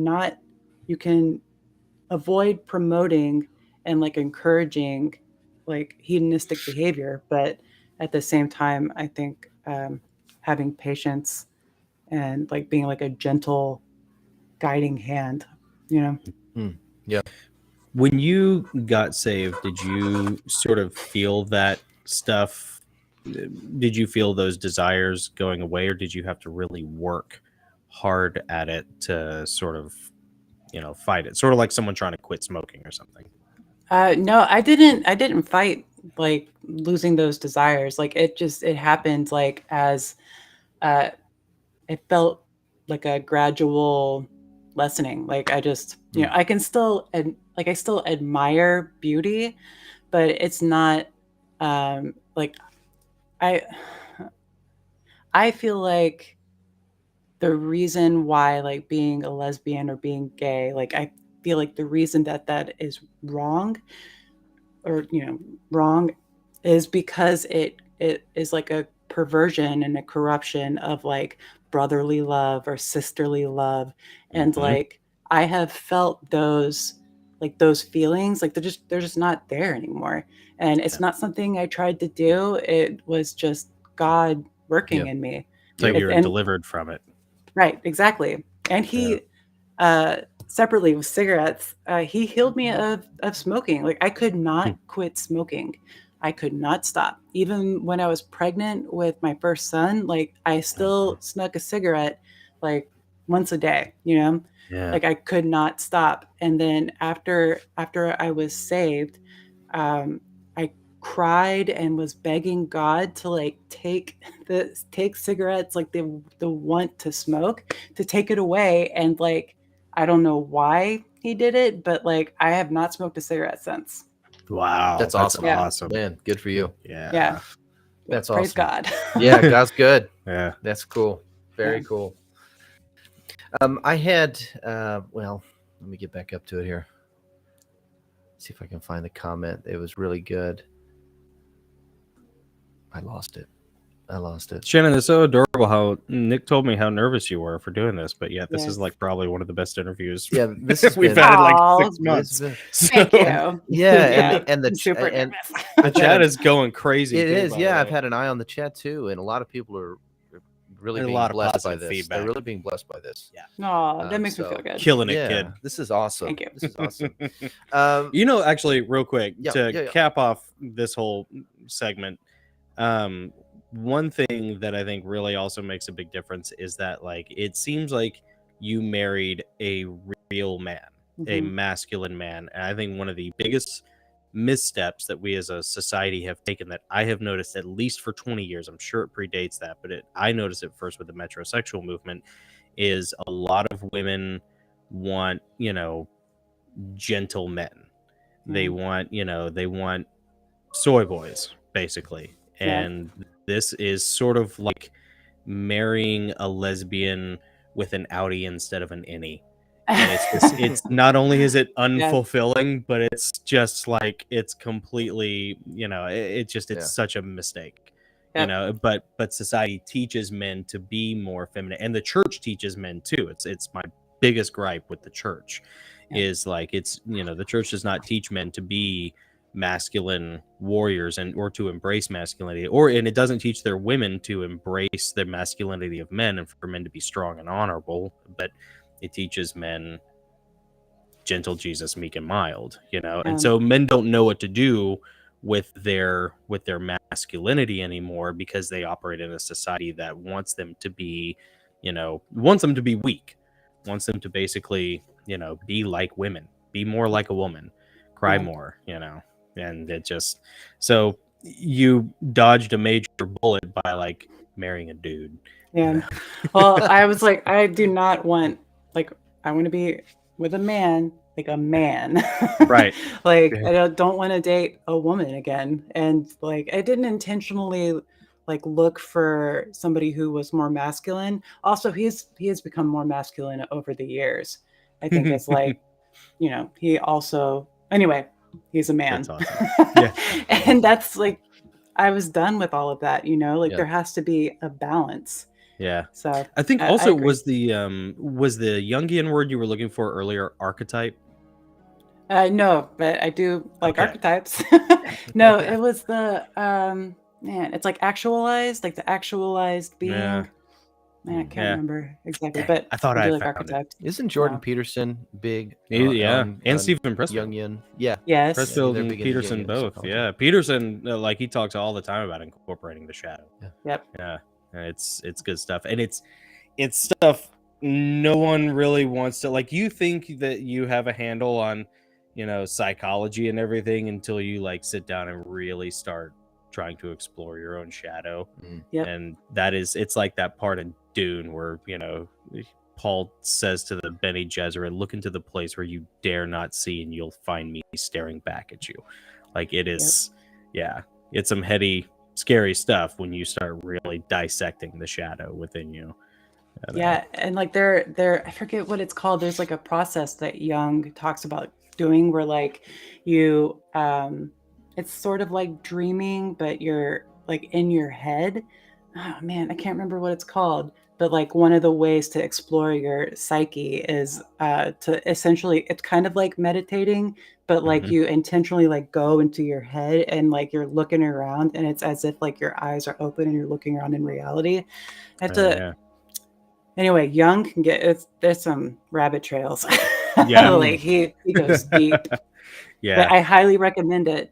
That's one of the reasons I like Jordan Peterson. Also, my Mhm. dad introduced me to Jordan Peterson. I was Yeah. like, "Oh, he likes Jung." Like, yes.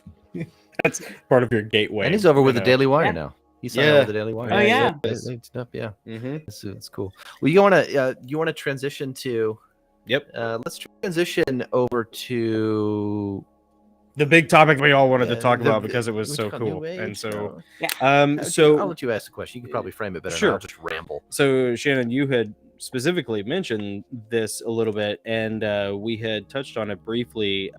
Supernatural experiences such as sleep paralysis, also referred to sometimes as hypnagogic or hypnagogia, hypnagogic experiences, and specifically the vibrational state.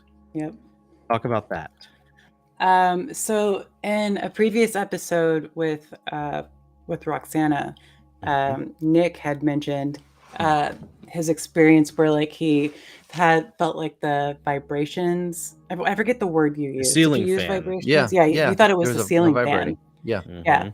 Yeah. Was not the ceiling fan. That's just your brain. Like it sort of incorporates things as you're coming out of that state. Okay. But it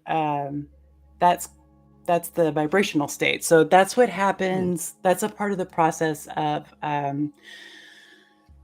like if you want to astral project. That was something I got really into is astral Jay projection. Reese literally just mentioned that. Oh, really? Before you said that. Yeah, Yeah. astral, because I told her.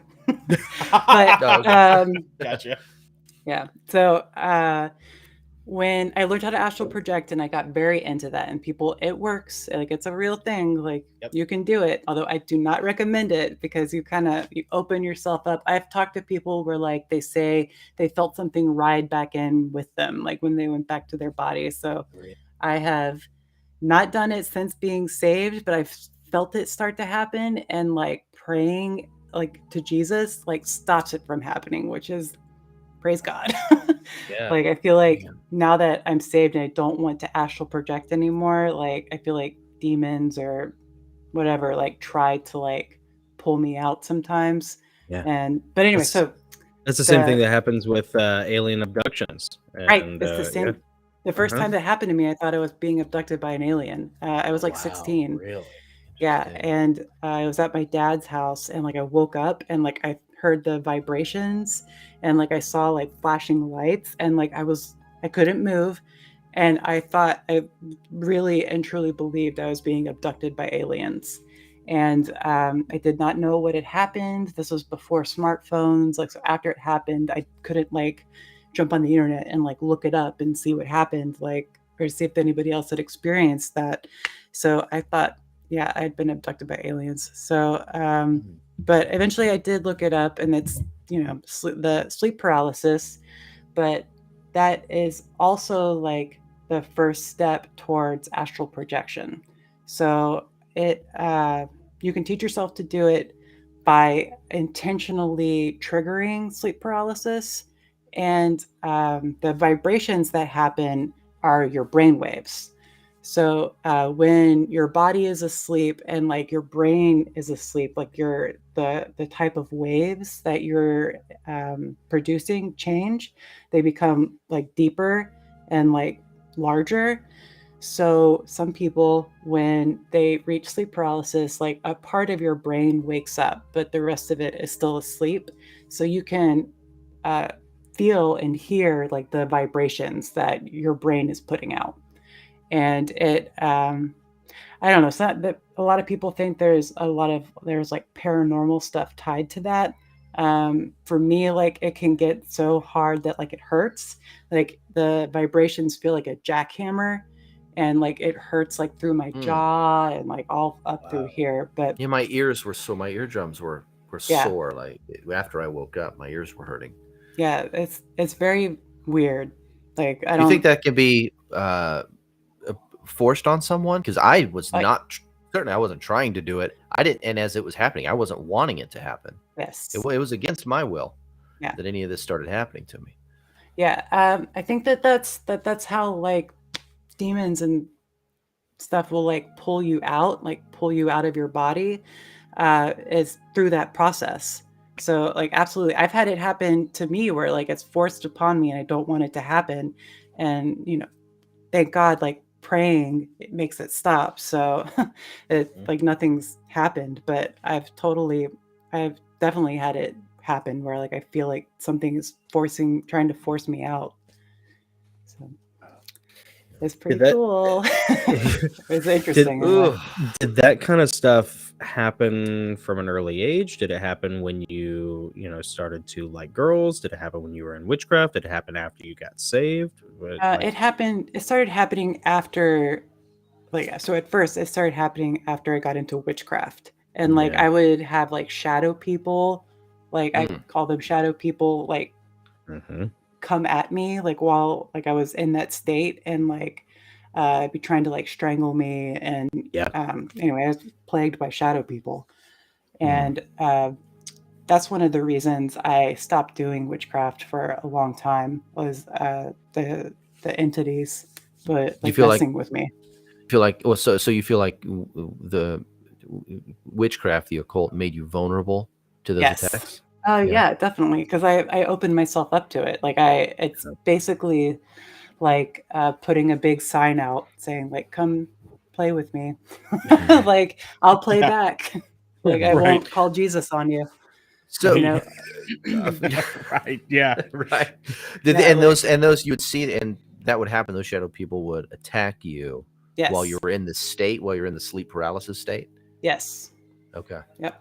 Did you ever see them when you were not in that state? Yeah, like if I went a couple days without sleeping, I would start to see them, like in the peripherals. So, yes. And you felt them. You said they tried to strangle you. Was that right? Yes. Yep. Yeah. Several occasions, like I would start to feel like their hands. I don't. Is demons. Did obviously. you ever feel? Because there is that painting that the iconic. Goya. Yeah, with him sitting on the chest, like the demon thing. And then the mayor's head around the corner. Yeah, it's very creepy. There's what is that? Probably, is that Renaissance or post-Renaissance painting? I can't remember exactly how old it is, but yeah, it's like the classic hypnagogia painting of the ghoul or the little demon sitting on someone's chest. It's actually a print, I think. I don't think it's a painting. I think it's a print. Oh, is it really? Okay. Yeah, I think. Like he was into printmaking. I minored in printmaking in college. So okay, cool. We studied a lot of Goya. That's awesome. Well, and a lot of people report that they feel something sitting on their chest when they have those sleep paralysis. I had it, and there was a healthy amount of sleep deprivation that was happening during that time. I was on upwards of 1,000 milligrams of antidepressants a day. Wow. And so sleep was, and I was working a night job, so like sleep was kind of wonky. I was right in the middle of writing the books, and so like it was a pretty active time, I think, internally or spiritual or whatever. And I remember there were some times where like things got a little weird in that apartment. So yeah, that'll definitely, like having like a weird sleep schedule can trigger it for sure. That's how it happened for me. There's another comment here by the branch. He says that during those states, sleep paralysis, they also take your voice because of the power they have. You have to think his name over and over to help you break there, and that's exactly what happened to me. That's exactly what I had to do. It's the only thing I could do. I had to think. I had to keep thinking Jesus' name over and over, and it didn't work at first. But eventually it did. But it's exactly what I experienced. It was crazy. There's a lot of confirmations about that. I have a friend who had mentioned to me this channel on, I think it's on Telegram, it might be Twitter, where he compiled he sort of aggregated a bunch of anecdotal experiences from people who had all taken DMT and had all had these sort of experiences where they either went into some place internally or externally, like astral projected, and they all would encounter, and these are not people who know each other. I think it was maybe aggregated from like some Reddit forums or something. I remember this. I'm sorry, I don't have all the information off the top of my head, but they would go, they would have these experiences with these other entities that would bless them with knowledge, and they would come to them, as like benevolent entities. But the weird thing that would happen is, in every one of these stories, these people would end up having these conversations, sometimes multiple times, with these ostensibly benevolent entities, and then whenever the person would maybe challenge the entity on something or question it, not even challenge it, just question it, the entity would on a dime turn vicious towards them. And then there were other times where other entities, probably the same people that like certain people refer to as machine elves, I've heard that term. Yep. These one entities would be communicating with the person, and then another one would come in, and then they would start fighting and arguing, or the first one would flee in terror of the second one because they were competitive. It was like basically like either fallen angels or demon lords or whatever, but they were clearly malevolent entities masquerading as benevolent and it took nothing for the masquerade to be over, for the mask to slip. As soon as you question it, they turn instantly. Like you think like this thing is your friend, like a spirit guide, and then if you question anything, like it's like the mask like drops, like it transforms into I guess like a malevolent being. Like I have a friend who, so Demi Lovato is into astral projection and communicating with aliens, and I know a few people who are also into that, and it I don't know, it's very sad. Some of that stuff seeps into some churches too, like Christianity. And like yoga. Yeah. Yeah. No, you're good. Yoga. But all these beings have the same message. They're always here to save humanity, and they're here to save the earth from humanity. They have to save humanity from humanity's self. And it's always like the green message, like the environmentalism. Yes. Yep. There's nothing more insidiously anti-human than environmentalism. And I have had those arguments where people literally say the only way to save the planet is for us to stop having kids, and there needs to be less people. And when you understand the spiritual connection between those two, you understand that, like, whether it's the fallen or demons or whatever, it's really either of those two. They covet the earth, and Satan, and Satan was granted dominion over the earth. That's the whole temptation of Christ. You can't offer what's not yours to give. And we are squatters to them. They hate us because we are usurpers to possibly everything that they have worked so hard to build. We're made out of dust. Like, who are these beings made out of dust? Like, and after all we struggled for to compose this world with Lucifer, and operating as the conductor, and we created the garden of Eden, and then these humans come along and take it all from us. Like, this is ours. So you convince them, save the planet, have an abortion. I mean, I won't mention his name, but one of my favorite comedians, and this is like, whatever, but like one of his taglines was "Abortion is green," and he has a very funny comedy routine based off of it. Sick, but it does truly reflect kind of the. But that is the message. Yeah, Yeah. the narrative. Yeah, it is Yeah. an intensely anti-human message, and they always do. There was the remake of The Day the Earth Stood Still, and that was the whole thing. The Keanu Reeves movie where he's Didn't see it. yeah, so you're not missing much. It's a remake, but it's the same thing where he's an alien.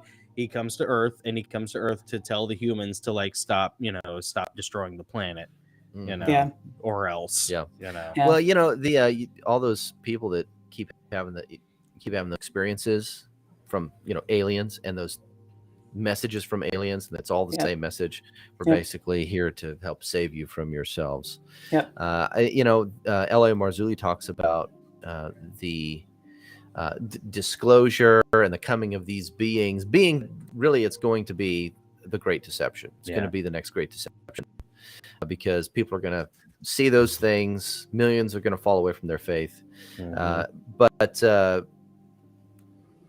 I think that we'll really see it around. I think they'll make their official deceptive appearance globally, big scale, wide scale, when something like a nuclear weapon goes off. That'll be the catalyst, because there's been this Threat. stair-stepping of disclosures happening over the past several years. When something big happens, the aliens will show up and teach us how to save ourselves and what everything is really all about and who actually created us. And what's funny about those messages is that none of them validate anything that God has said in his word. Yeah. None of them. Yeah. They'll validate everything else.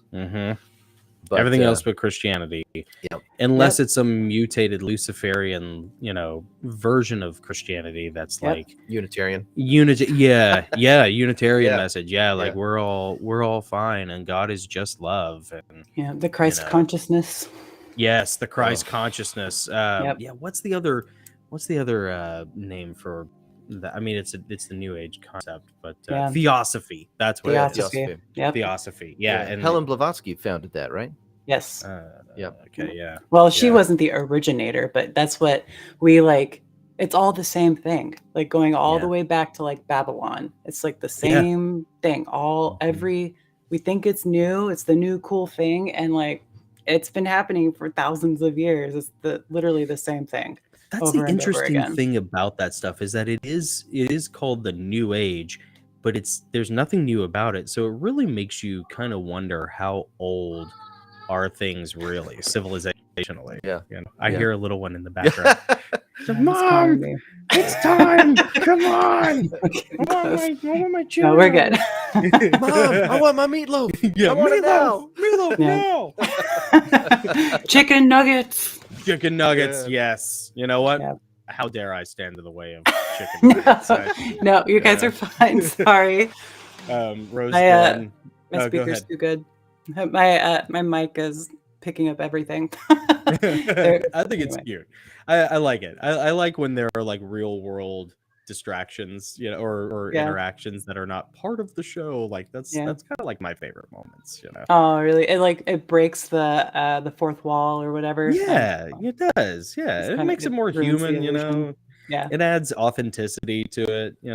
Like if a kid bounces in here and accidentally pukes on the keyboard, like. Or my old Sucks dog for you, decides but I to think it's wake up cute, and comes over here and starts nudging us. Yeah. She's sleeping back there. Yeah, she's hanging out. I think she's still No. alive. Yeah, we'll see. Nick's just waiting for a bird. I'll know in a couple days. Just wants a parrot. Yeah. Roseanne, one of our patrons, I think she knows you guys too. I think you guys are all friends. She made the comment, first of all, that what was the other one? New Agers. She made two that were really funny. She said New Agers are just unpleasant. Yes. and they're like, that's the thing. There's so many. I don't know any happy, well-adjusted, friendly, witches / lesbians. Like, maybe you were one back in the day. I don't know. But like, I thought I was happy, but I was pretty miserable. Like Really? drinking all the time, like drinking myself at a table, and drugs, and I was miserable, and I didn't see it until until I was saved, until like you look Yeah. back and like all the behaviors, like I was just participating in self-destructive behavior over and over and over again. Like, you know, it's happiness. Well, what is happiness really? But Contentment, God, purpose, you know, yes, peace yes, and quiet. purpose. Yes, yeah, but a nap. yeah, some of the most miserable people I've ever met were rich lesbians. But I love women. I love Sure. everybody. Like I don't, no judgment on lesbians. Roseanne used the word miserable specifically. She said all the women I know that are self-proclaimed witches are miserable. Yeah. It's like, yeah. I've known Roseanne since I was 16. So, oh, really? Okay. Yes, so she's seen it all. That's awesome. How Yeah. cool. Let's see. So what would be, you know, we're coming up on 2 hours. We're getting close to the 2 hour mark. Yeah. What would be your message now on, you know, on this side of the cross, now that you're a believer, and you see the younger generations now, because a lot of the deception now is happening among the younger generations. What would be your message to them, your warnings to them, and your message to them? Well,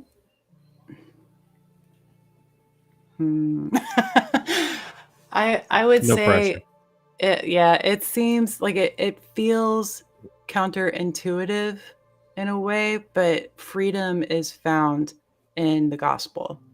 It can feel counterintuitive because you're giving up your own will to follow these rules that were set down like thousands of years ago, you know, and it can feel like you're just going to be controlled. You become like a cog. You're giving in to the oppression, but that is a deception. And if you try it and you know, just try to open your mind, especially with like today, like having an open mind is like the highest honor, really. Like the best you can be is to be so open that your brain falls out. So you like try and like hold on to that, you know, and like look at the gospel and like, I'm telling you, like this is where life is. Like this is, my life began truly when I was saved, and then also when I Amen. had children. So get married and have kids. But Right. Okay. Yeah. That's awesome. That's awesome. I love Yeah. it. Thank you for that. yes. That's great. Well, where can people find you if they want to connect with you? So Instagram's the best way. And Okay. Mama Shay OC. Okay. Yes, that's me. Okay. That's All where right. I'm also on Twitter, but I don't ever use it. But also Mama Shay OC, and then I'm pretty sure my Facebook is that also. But Yeah. anyway, Mama Shay OC. That's Very me. cool. This Yeah. has been really awesome. And, you know, our prayer is that God takes this interview and gets it in front of the people that need to hear it, need to see it, and that he uses it. Yes. Yeah, I can think of at least 2 people off the top of my head that I need to send this interview to right now. Yeah. I pray every day for God to use me and like use the numerous mistakes that I made to reach out to anyone, at least one person. If one person can hear my testimony and come to know God, like that makes everything worth it, you know? Yeah. Like, And you were Yeah. delivered from it. That's the Yes. thing. I think there are so many people who, you know, Yeah. whether they were abused as a child, if they were traumatized, or if they just, you know, feel too guilty, they feel like, Yeah. you know, they don't, despite the fact that the world constantly tells you how much you deserve everything and how you're okay and you're perfect just the way you are, there's still a lot of people who live in that world who really don't think they are worthy of any sort of redemption or salvation or help or hope, you know, and so they continue to like circle the drain because they don't have any sort of hope, you know. But here you are, like living testimony that like when you Yes. walk away from that stuff, you can have a life, Yep. with a spouse. You can have a husband, you can have children, and you can have Yep. peace. And peace and joy in your life. Yeah. Amen. Yeah. Jesus is the Purpose. escape hatch. Like, Yeah. it's- Yeah. yeah. Like if nothing else, like if you're gonna refuse Christianity, then at least listen to Jordan Peterson because he like the biblical, like those talks that he does about the psychology of the Bible, Yeah. like those are great. Like Yeah. like you have like anyway, yes. Yeah. Learning Yeah, about those are good. Yes. Those were my sort of gateway stepping stones back. And That's and amazing. and I certainly have my qualms with him about those. Maybe not so much now because I think he probably is a Christian now. I think He's it been is, yeah. getting closer and closer to that over the past few years. But whatever, like he talked about the Bible in ways that no one else did. God's using them. Yeah, God Yeah. uses him. Yeah, God has for sure used Jordan Peterson. Yeah. Yes. Despite the agnostic or atheist libertarians who refuse to be Christian, but they still love Jordan Peterson. It's Yeah. like, okay, well, fair enough, whatever. Well, Just Yeah. let God work on them too. that's you right. know? Yeah, That's exactly that's- right. That's my husband, basically, like the agnostic libertarian. That's how he was. And then Jordan Peterson helped with bringing him over to our side. Isn't that crazy? Yeah. Unintentionally. Yeah. Because that was not Jordan Peterson's intent. Jordan Yeah. Peterson was not witnessing. Yeah. But God used him. God uses anyways. him. Yeah. Amen. It's awesome.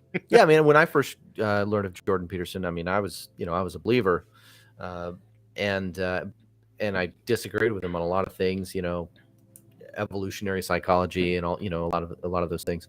But man, the more and more I watched him, the more I was like, why don't we have people of this intellectual prowess Saying things In like the this in the church. pulpit. Yeah. Oh in my the gosh. church? Yeah, we can't aspire to be as intellectual as No, he's As arguably Jordan the Peterson. brightest living mind of our time. for sure. Yeah. But I do, I want to attain to at least that level of being that articulate. Yeah. And having a ready defense of my faith in the gospel. I Yeah. would love to be able to be as well spoken and clear and precise with language. Yeah. One of his rules for life: be Yeah. precise with your words. I'd love to be precise like Yeah. he is. Yeah. Have good, have adroit Apologetic. articulation. Yeah. For your apologetics. Mhm. Yeah.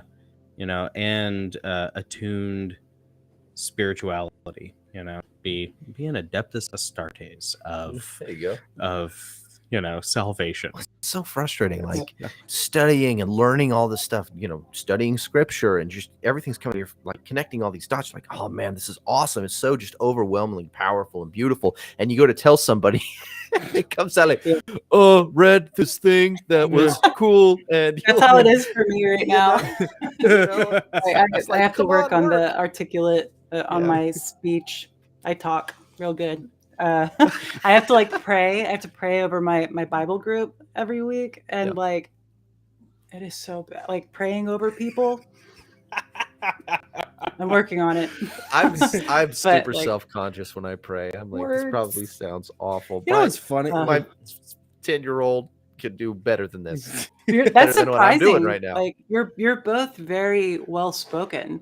Like it's very Oh, thank you. it's I appreciate it. yeah. I do not you feel have that like way, a charm about you. Anyway, that's why I love the Goslings. But Well, Thank you. It's so funny how shy or nervous you were about this, but yet Shannon has the calm, collected, if not energy, then at least the perception of energy of someone who is just like, yeah, it's okay. I've been there. I've been there. Yeah, well, Like, I have, unfortunately. Well, I mean, or fortunately, God uses it. But yeah, yes, yeah. I have seen many mistakes were made. You have No, a it's done. solid confidence, if not perception of confidence about you. Well, This was thank you. awesome. Yeah. Fake it This has until you been make done. it. That's Mhm. good. No, very, Mhm. very grounded, and you have a lot of things to say because it's coming from a level of coming from actual experience. Yeah. And coming over to now, the Holy Spirit lives in you. Yeah. And you're just coming at people with this peaceful. Yeah, I know. I've been there. Amen. Yeah. It's okay. Yeah. Like a veteran. Yeah. A veteran of the psychic wars. Yeah. Aw. Yeah. No, thank you. That makes me feel good. Absolutely. Yeah. Shannon, this was been awesome. Thank you. Yes. It would be so much fun to like maybe have you and Jay Reese Bradley on at the same time. Oh, Because you're I would both love that. you're so Yeah. different when we speak to you individually. You're so different. Yeah. I would be fascinated to see what this I'm would be down for like. that. we're like together. sisters. Yeah. She's my sister in Christ, but like Yeah. we're like soul sisters. I could see it. Yeah. Yeah, like That'd yeah, be a fun Gwen- conversation. Sorry. It'd be awesome because I wouldn't have to say anything. Like we could Yeah. just like I'm pretty sure you What do Me two. and Angela can facilitate it. talk and talk and talk. I'm all about it. Yeah. Awesome. All right. And Joey Payne says, yes, thank you so much for your testimony. That's my mom, by the way. I'm really Aw. glad and honored that she watched this today. You are So, most yeah. welcome, Joey. Thank you for listening, and thank you for raising this awesome man or two awesome men. I don't know what the family situation is, but That's okay. That's okay. So, Yeah. but it's the Brady Bunch. Yeah, Yeah, that's a right. little bit. Yeah. Yeah. Love But Joey though. Thank you. Joey's awesome. Thank y'all for listening, You're all of our welcome. listeners. Yeah, this was great. We hope everybody enjoyed it. We had an awesome chat, lots of great comments, lots of great discussions. So I think this was very beneficial for a lot of people. So Yeah. if you're listening Awesome. to this, Jim podcast form, it's worth it to go back and watch the video and watch the chat. Yep. 'Cause there's a lot of good information flowing around in Yep. there. So I didn't know you could do that. That's cool. Yeah. Like on Yeah. YouTube, you can do that. yeah, Yeah, yeah. Oh, I I'm totally think gonna you do usually that. have to wait like 24, maybe Yeah, it takes 48 a day hours. or two before all the chat comments are actually Oh. in the. I mean, you Yeah. can do it live. Obviously, you can see all the chats live, but it does Right. take, I think, a day or two to go back and watch the video and see all the comments that are left. So, Mhm. so I think they scour our comments looking for a reason to, That's cool. Awesome. Yeah. strike Yeah. the channel or something. Yeah. Yeah. But we'll let you go and get back Yeah. to your family. And thank you again. Yes. Yeah. been Thank you so great. guys. Really enjoyed Yes. it. And Bye. we'll Be catch seeing you. Yeah, you know it. We'll catch you again probably next week. I hope you're. Oh yeah, you gotta. Next week is gonna be a really This- cool. Next Sunday is gonna be a really cool interview with Ryan Pitterson. Oh, yeah. He wrote a book called Nephilim Judgment, Oh, wow. or excuse me, Judgment of the Nephilim, and then a follow-up book that just came out, The Final Nephilim, and he talks about that whole deception of, Oh, that's cool. kind of what's coming. What to Yeah. look, very end timesy, Cool. tying prehistory into end times. So it'll be really Yeah, if interesting. you like Gary Wayne, it's going to be a good one. Yeah. Yes. So, It's so juicy. All right. Yeah. I'll let you guys go. Thank All right. you. We'll see you later, see Shannon. you. out. Bye. Bye. That was awesome. Yeah, that was really cool. Yeah. I think a lot of people are really going to be blessed by that Yeah. interview. Someone's going to have their cage rattled. Yeah. It's going to be a wake up call for some people. Yeah, that was very effective Yeah. and probably very evocative for a lot of people who, either mess around with that world or, think it's innocuous, or it's just pure fantasy. Mhm. Branch, you had asked where you could find, like, if Shannon had any social media. She does. It probably will get posted, like, maybe in the show notes, but you can backtrack this live stream probably about 10 minutes, maybe 8 minutes to find where she had mentioned where she is. So yeah, we're very happy to have Shannon join us and give us her testimony. Yep. And a very inspiring, very, very enlightening Yeah. also. Yeah. So, and she's really cool to talk to. Yeah. It's a so, lot of fun. yeah. Well, I obviously already made the announcement about what's happening next week. Mhm. What else should we do? Real quick, I want to give our patrons a shout out, of course. Mhm. Thank you, Jay Reese, Shannon, Mhm. Roseanne, Adam, Ann, and Mike. Yeah. Thank you guys for supporting what we're doing here, and it's helping us make it better and better all the time. Yeah. And if absolutely. you're not a patron, we would love your support so we can have more amazing guests like Shannon on that can. Mhm. She struck down the darkness, man. Her interview Yeah. struck down the darkness today. I mean, this is our mission, Yeah. and she nailed it. And we would love for you guys to support the show so we can do more of this. Go to Patreon. Yeah. Just the Gosslings, patreon.com, the Gosslings. You'll find us. It's $5 a month. And there are perks and extra content, and Mhm. a great community. Shannon's a part of that community. Yeah. Jay Reese is a part of that community. I mean, just excellent people Yeah. in there. So we're all kind of on this journey together. Yeah. And if you really liked her shirt, which you should, because it was amazing, You Can't Hack a Typewriter shirt, or what I'm wearing here, Yeah. you can go to our basically our Teespring page there. It's in the show notes as well, and get you one. The Gosslings.creator/springs.com. Yeah, absolutely. So yeah, thank you to everyone in the chat. Kira, Mike Fisher, J. Reese Bradley, Roseanne, Branch, Kim Masters. There were probably 2 or 3 others. Like, this was probably one of the better chats we've had. Yeah, this has been really great. I mean, Yeah. gosh, you guys have really come out with your support, and the conversation in the chat looks like it was fantastic. I can't go back. I can't wait to go back and read all this. But yeah, Kira, Will, Branch, Will's good. Mike was on. Joey. Roseanne was on. Gosh, who am I missing? Abernare was on. Abernare, yeah, that was And the other one. I'm scrolling back through here. I want to just give everyone a shout out if I can find you, Mike. Okay, I think I may have got. I think we got them all. Yeah. If we Okay. didn't mention you, leave us a comment and let us know. Yeah, that's right. Leave us a comment. Absolutely. Roseanne asked, how do we get a shirt? You can go to this link. Hold on. Let me get this link right here, Mm-hmm. and you can get a shirt. Or if you're a Patreon member, you get there's a discount on the shirt. It takes you to the same site, but you get a discount on the shirts too, 15% or something. Yeah. And we will share the discount code with you. The-Gosslings.creator-spring.com. Yeah. And Gosslings is with 2 S's. 2 S's. There are 2 S's in Gosslings, Maverick. That's right. Yeah, if you go and type Gosling with 1 S anywhere on the line, it's Ryan Gosling, and as you know, we don't like him very much. But it's 2 S's. It's just my pure naked jealousy. That's all. It's big of you to admit that. He doesn't use Giordani Jovanovic products. He does not. No, you have to have 2 S's for that level of. Yeah, you got to be double S cool. Double S cool. Yeah, there you go. I like that. Be sexy, be deadly, be yeah. as sexy as you are deadly with Giordani Jovanovic. Yes. Real products for real men. Oh, and Cindy too. Cindy jumped on.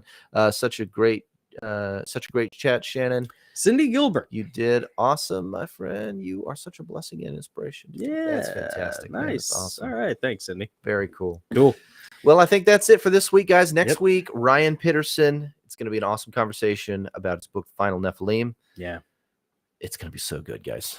It's going to be so good. If you're a fan of Gary Wayne, if you're a fan of Derek Gilbert, then you'll want to tune in next week for our live interview. We're going to be talking Bible giants. We're going to be talking about Antichrist. We're going to be talking about prehistory, right? Before the flood. Maybe some Great Delusion stuff. Maybe some Antichrist stuff. Yeah, he's got a real interesting take on second incursion.